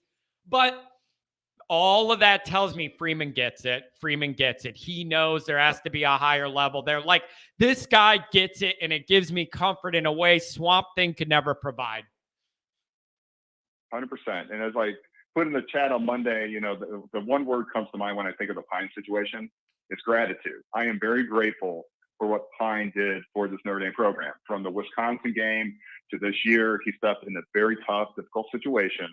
All right. He had a very difficult schedule to go through, and did well. Unfortunately, he is limited or extremely limited in his overall ability as well as overall, the physical stature. That he is not a Power 5 Division I quarterback. It's just not the case. But I'm also grateful for the fact that we'll never see him in a Notre Dame uniform again. Yep. I know that sounds harsh. But in reality, if this was Brian Kelly, you're right. If this is Brian Kelly, odds are overwhelming. Drew Pine is starting the Gator Bowl. A bowl, again, that means very little in the grand scheme of things. Okay, but in reality, it could be playing time, be a Buckner, because if I'm Buckner and I'm healthy, I'm playing. I'm going to find a way to play because I have to show the Notre Dame fandom what I'm about. Because the last thing they remember me is losing to Marshall. Okay, so when you're telling me come spring, you got transfer quarterback, you got new blood and Minchie or whatever coming in. All I think about Buckner is injury prone. Has played football in 2 out of the last 5 years, and by the way, couldn't beat Marshall. Okay, yeah, so that's the perception. So you got to change that narrative. So he better be playing. So if Kelly's here, Pine's starting. Guess what? Freeman's here. Thank you for your service, Pine. Wish you best of luck. Yep. And you know what, man? It's a tough business, and that's not a comfortable discussion to have, but it was one that had to be had. Everybody knows the dynamic. Everybody knows what the depth chart in that room is going to look like. It's getting to be a very crowded space. Everybody knows what the deal is, but it gives me comfort and confidence knowing that I know that Freeman sees it the same way we do. And I didn't always feel that in the past, not only with Kelly, but with previous coaches between Lou Holtz and Kelly. That's uncomfortable for me as a Notre Dame guy. I have a very specific vision of how things should be run depending on who's in charge and what it would look like. And Kelly never did it. I knew he wasn't trying hard enough in recruiting. That is just effort. You can control your effort. You can control how hard you make your staff work in recruiting, or they're not going to be under you working there. He didn't do any of that. And I will never forgive it. Right. It was lazy. I will never forgive it. I say this all the time. I will never rip a Notre Dame coach who does the best they absolutely can, tries their hardest, and it doesn't work out. I will thank them for their service, wish them the best. That's not what we got in Kelly, so don't talk to me about it. That's not the situation. The guy didn't want to put in the work. It's the analogy of Kelly is essentially the same thing as Pine. Is a high floor but a very low ceiling. And no, with Pine, he gave a damn. He tried. Unfortunately, he's just not, that athlete. Kelly, complete inverted, but it's one of the things. He raised the floor, but everyone knew what the ceiling was, and the ceiling was never going to be good enough. Yep. And I'm glad to see both of them out of here. Yeah, this is, I think this is the beginning of something. And Freeman's only going to get more comfortable, feel his way along, calibrate some things. Let me ask you this as we wrap up. Is there any big picture stuff? You're in the week-to-week grind of the season where it's so structured and every hour is accounted for. Now that we're going to be entering the off season after the bowl game, what are some big picture calibrations you think Freeman should make? Or what are some areas he should really look at, in your opinion, of, we got through the season, but now I got to take stock of kind of where we're at. Is there anything that pops out to you that he should calibrate or at least take a major look at? Number one, get a transfer QB, please. I mean, if you just do that, I'm going to say the offseason it would be successful, essentially. But number two, I would definitely look at your defense. I know people want to start with the offense, so I'm going to look at my defense. The simple fact that defense, just could not get off the field at all this year. How many 70-plus yard drives? I'm going to look at that. I'm going to look at their scheme. I'm going to look at the personnel, especially. Yep. The USC game just epitomized the Notre Dame season as a whole, where the defense line was not good. The linebackers were atrocious, and they couldn't tackle, couldn't get off the field. So I'm looking at personnel. I'm hoping that, again, I hate to say it like this, that I don't see Maris Liefeld starting or playing at all at Notre Dame. If he enters the transfer portal after spring, I would not be disappointed, because that tells me, oh, by the way, either Cowley or Sneed, somebody like that is going to be starting, which is excellent, because you've got to get athletes. You have to get athletes when you're playing teams that are this athletic, like a USC, Ohio State, what have you. How mad were you? How mad were you to watch 1 week later Utah played the exact football game against those clowns we needed? They played the exact game I envisioned us in our head, beating that kid up a little bit, getting to him physical. They played the game we should have played, and we didn't. Yep, and because they knew exactly how to corral Williams. They did it perfectly. You don't go to where he's at, you go to where he's going. And then it's just like you're tackling Barry Sanders. You got to, like, the first person isn't necessarily going to make the tackle unless it's unexpected. Like the Foskey sack, you have to basically start to break down and get him to spin into the person that you see on your team, so he runs right into them. God, what a great way, man! You just described that You described that perfect with him. You can't be right where he is. You need to be where he's going to expand out to be ready for it. That makes a lot of sense. It was very, very frustrating. But I don't want to interrupt. Get back to your calibration point. Yeah, and oh, by the way, on the defense side ball, again, I hear that practices are physical, but tackle, like our tackling was just horrendous this year. I don't know what happened to it, especially out on the perimeter. You got to start getting your cornerbacks and safeties tackle. Now, having said that, I understand, be it the Houston Griffins of the world, the Brandon Josephs of the world, guess what? They're not great tacklers. So I would love to see some people, safeties that can tackle, first and foremost. Coverage is great, but you got to be able to tackle. And because of the lack of tackling, that cost us 2 games. And I'm looking at you, USC, and I'm looking at you, Marshall, because couldn't tackle in those games. Yeah. So got to tackle. Then I'm moving to the offense side of the ball, and I'm looking at that at my team, and I'm looking at the quarterback room, and I got a transfer, and I got new blood, and I'm looking at all the QBs and say, guess what? We're going to live and die with you. And so I need you to be developed. And so if Tommy Rees, if you can't develop these quarterbacks, I'm going to look to bring someone in that camp, because we have to get to the point where these quarterbacks are able to read defenses, pre-snap, to go through their coverages. Okay. That's assuming we get someone with a big arm that can make throws, because we got to get to there first. If we can get to that first, then you can worry about developing them. Because if you don't have the tools, it doesn't matter if I'm telling you, look, okay, it's too high. This is, the seam is going to be open in the middle, that type of thing. Or look up here, you want to look left, get the safety off of the drag. And then when the drag comes down, that's when you hit it in this type of coverage. You can't get to that point if you can't make the damn throws. So get a quarterback that can make the throws and develop them. Is that. And then finally, my final thing would be, honestly, is, okay, who's my dead weight? Times are changing, man. Going back to why I started in the wrap and stop, times are changing. Who's my dead weight? And people are going to leave. Yep. Okay. And you got to have those honest conversations with them after the spring. Which and all I do.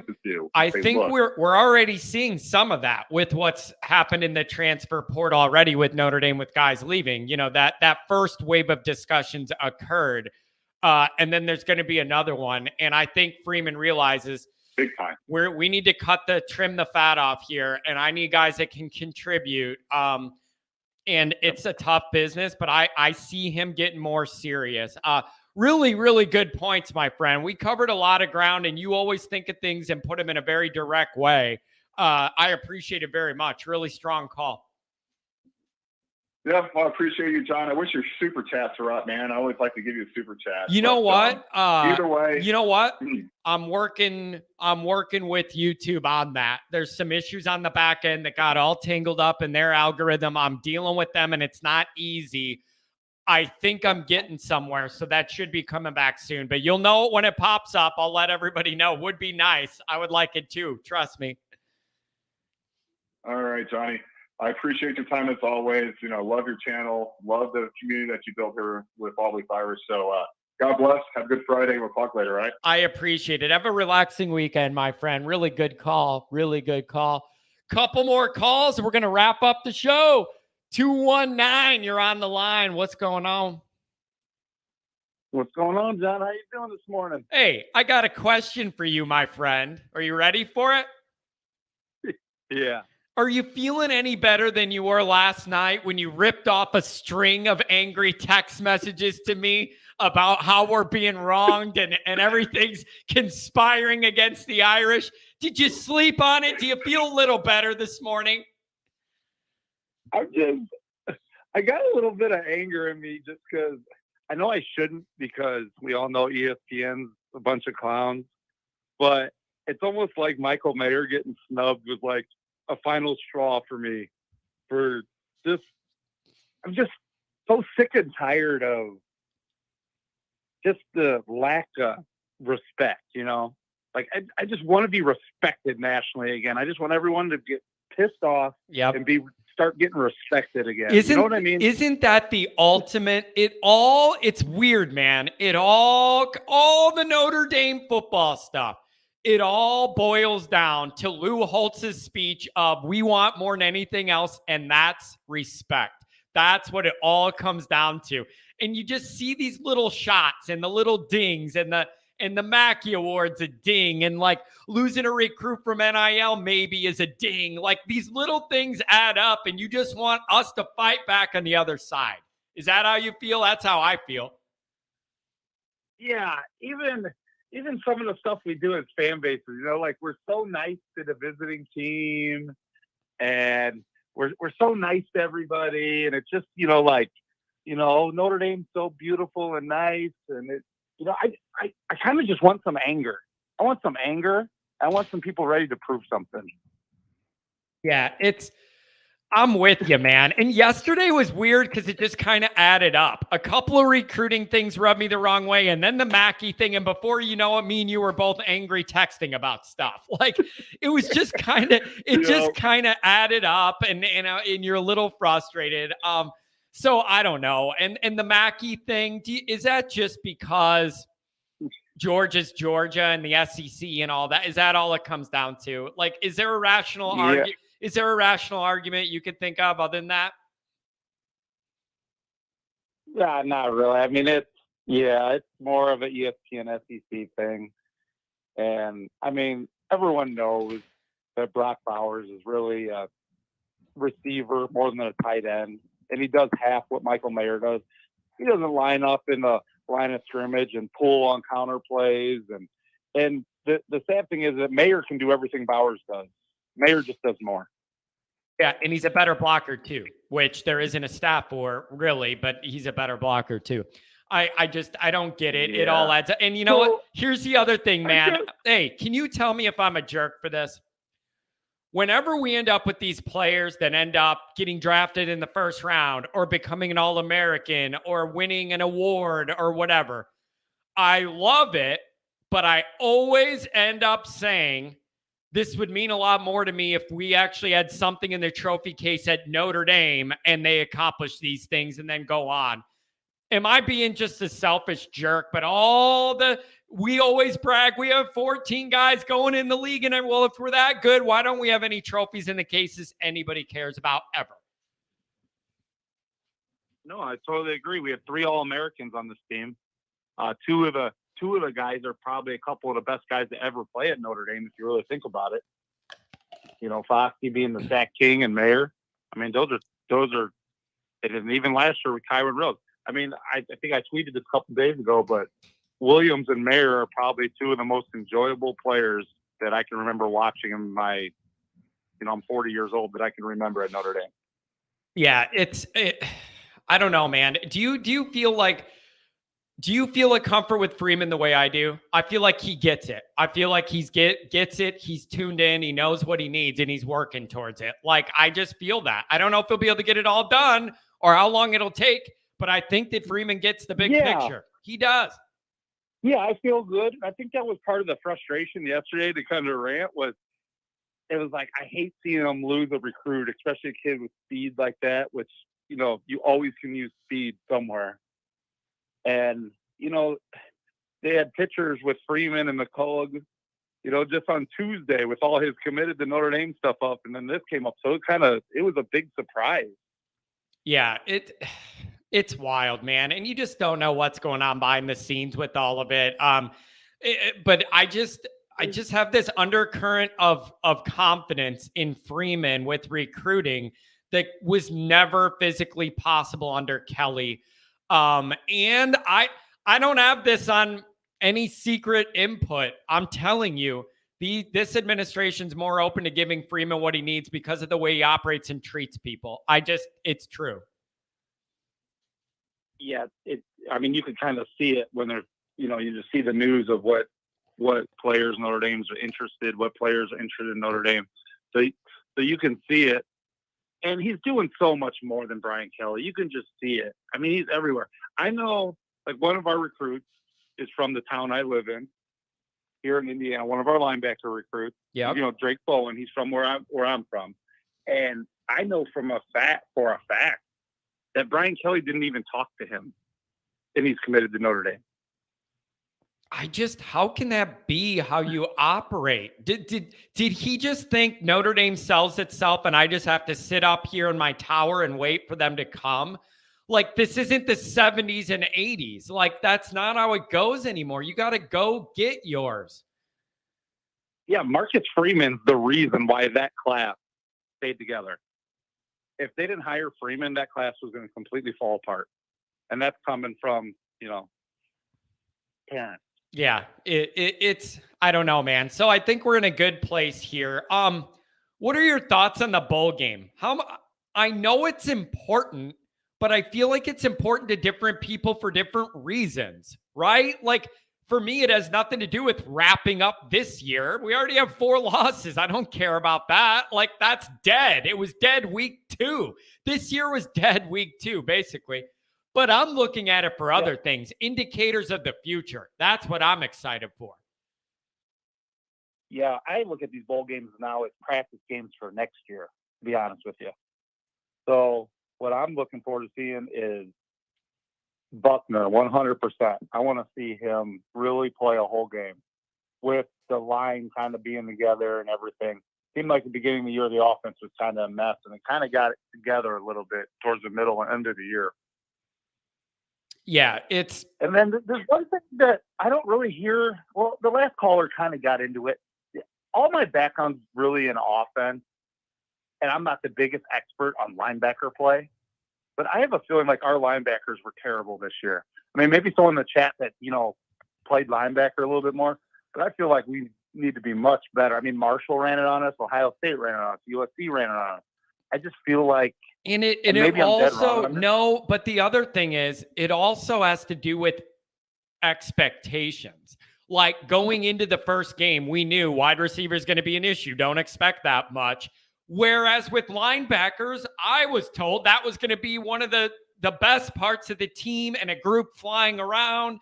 They were supposed to be on the plus side. And I think that expectation, when it didn't meet it, makes it seem worse than other areas where, like, I already knew wide receiver had depth and skill issues. So I don't know, but here's the other thing.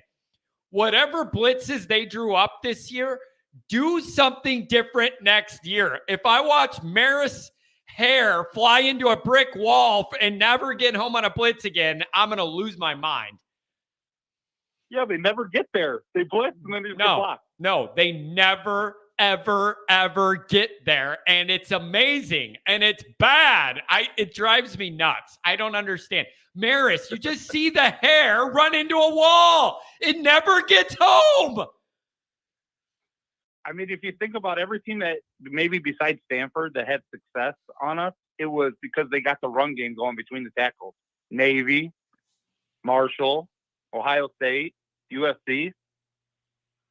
Yeah. Man, I don't know. That was... Yeah. I don't know. Yeah. And then can I ask you, what's your stress level about the recruiting class? Is this fan base going to totally melt down? What if Peyton Bowen jumps? This fan base is going to melt down. It is. Yeah. And you've been hearing that for a while, like he was going to go to Oklahoma, but then you haven't really heard much. I don't know. It's been quiet. And then let me ask this. What about Keeley? Is that an Alabama, Ohio State, Notre Dame thing? Is Notre Dame out of it? I thought the big scuttle was he was going to drop Notre Dame and go right to Alabama, but I haven't seen that yet.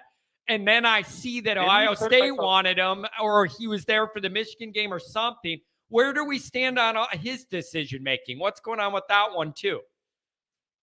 Didn't he put a list out where Notre Dame was still one of the teams he was looking at? I thought he did. I don't know what's going to happen there, but I still, even if the talent level's rising, and that's what I need people to get, even in the midst of the frustration or losing guys or feeling like other teams are cutting corners to get ahead and we're not, the talent's getting better each year under Freeman. And that is an arrow. I'm always monitoring that talent arrow. Where is it?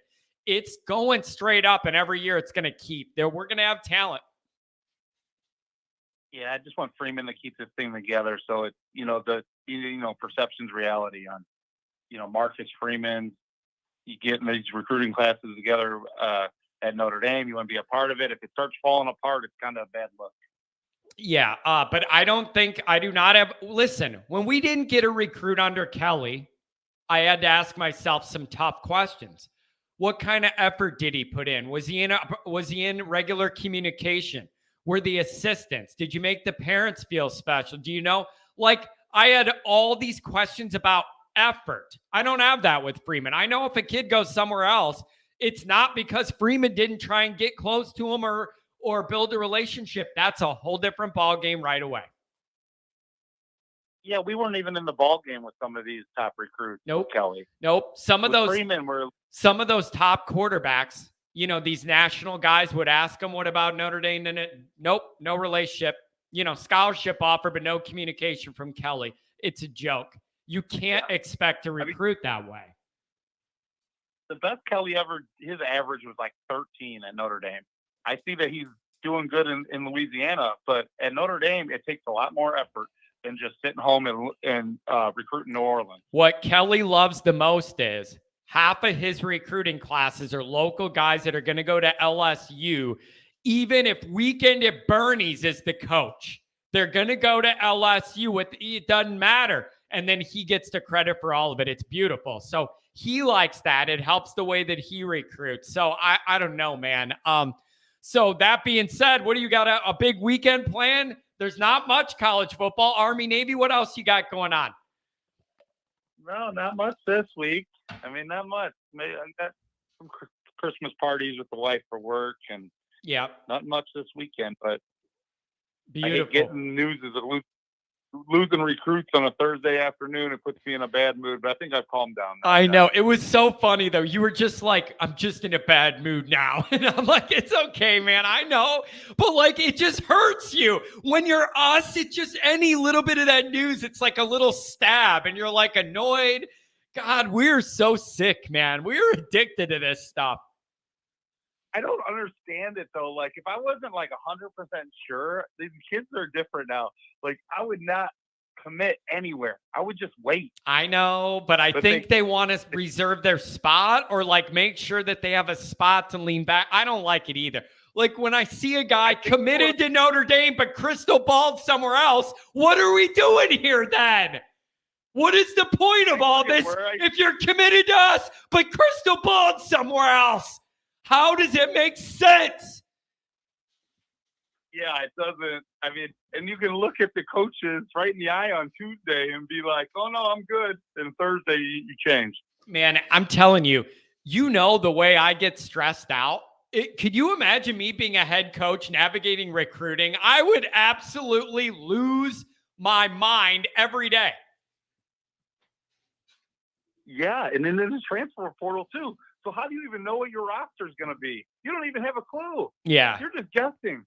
Yep. And man, it's wild. It is. It's wild. All right, Adam, I want to get one more call in and then we're bumping up to 11. I appreciate the call, my friend. All right. We'll talk to you later. Beautiful. See ya. Have a good one. Relax. We'll be all right. Don't let it stress you out.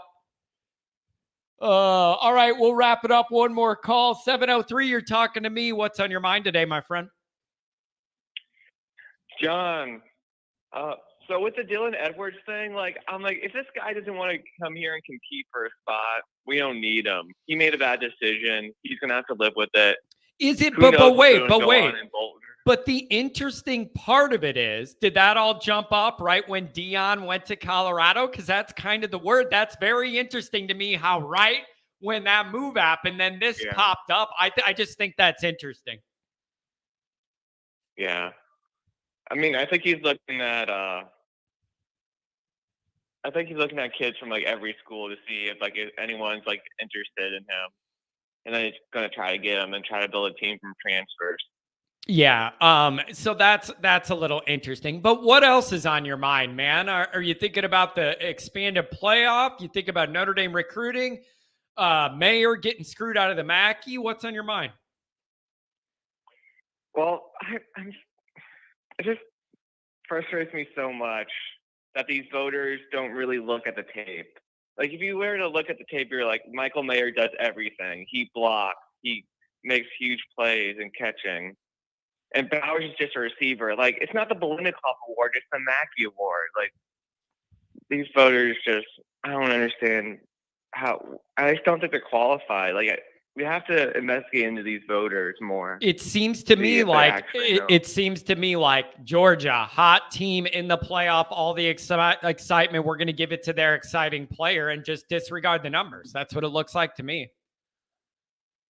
Mm-hmm. So I don't know what to make of it. But overall, I feel really positive about Notre Dame's recruiting and direction. I just do. I think Marcus Freeman gets it, and he's putting Notre Dame on the best track possible to succeed in the modern era.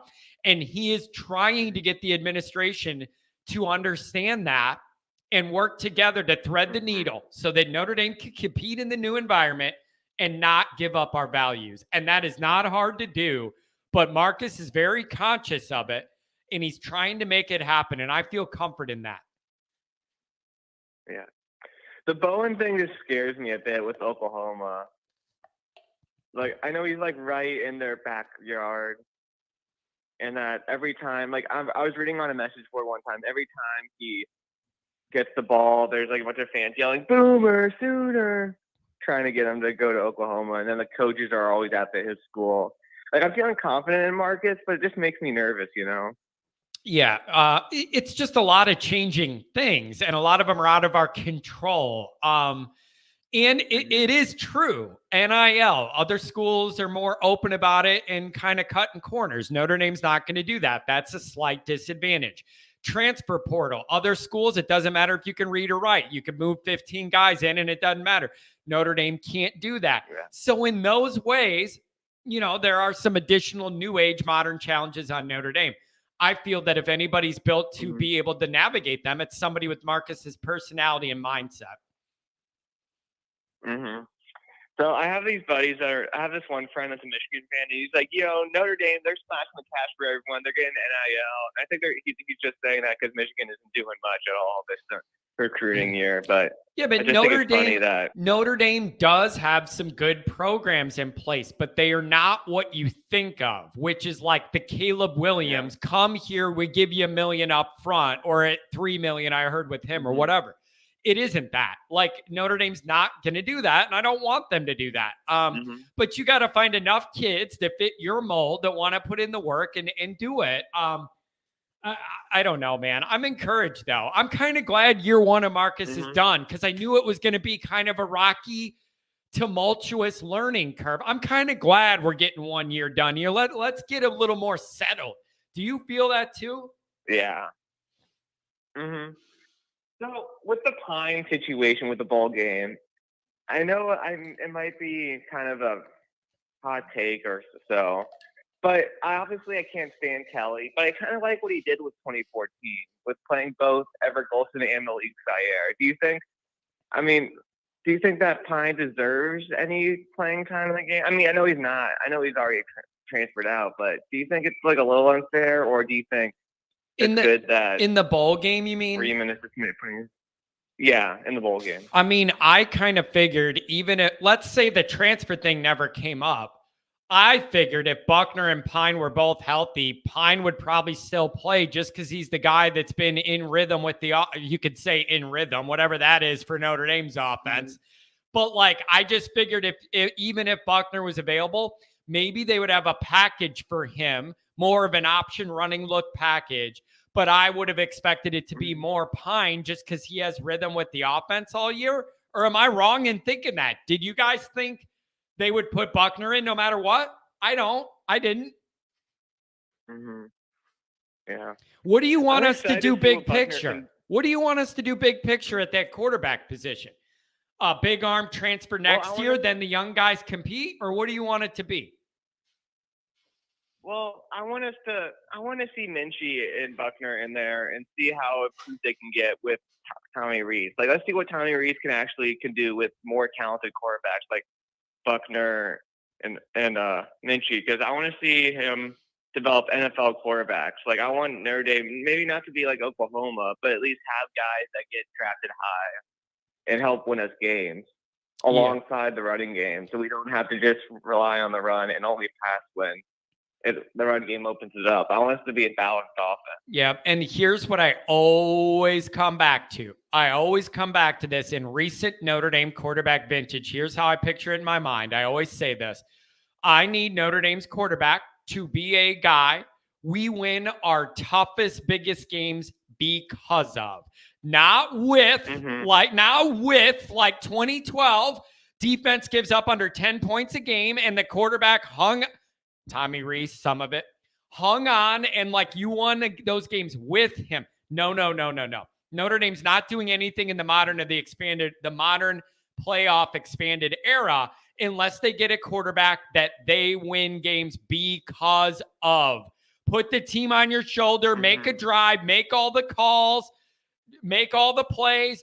We need it. We need a dude at quarterback. A dude. Not a dude for us. Ian Book was a good dude for us, not a good dude nationally. There's a difference. I need a nationally good dude. Mm-hmm. And I felt like Phil could have done that if we would have kept Phil. Like, if Kelly wasn't dumb and just said, Phil, we don't want you. Like, I felt like, I don't know, this is what frustrates me about the Phil Dracovic situation. Like, seeing him in Boston College last year making plays. I felt like we could have had that, but hopefully we can have that with Buckner and Minchie. Yeah, and I really want to get to the window where we have Minchie and Carr. I think those guys can push each other because I think they both have a little different mentalities and skill sets, a little higher level than what we're used to. I want to see those guys battle. Anything else you could think of as we enter this weird period before the bowl game? What else is on your mind as we wrap up this program on a Friday? What else is on my mind?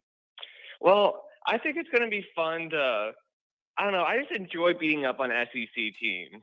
Like, all this SEC homerism I see, it's just, I'm glad we're independent. I'm glad we don't have to root. Like, imagine if we were in a conference with Michigan and USC is in the playoff, and some of our fan base is rooting for USC. Do you even think that would happen, though? Like, I don't think that would happen with our fan base, even if we joined the Big Ten. Because I think we have such a history of independence. I wouldn't have that loyalty to that conference in a way otherwise. And I don't know, though. This expanded playoff is going to be wild, man.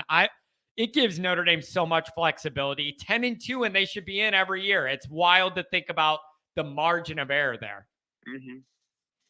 And I just can't wait to go to Notre Dame Stadium for a playoff game. Like, that's just going to be, like, the atmosphere at Clemson was great. Imagine how it would be for a playoff game.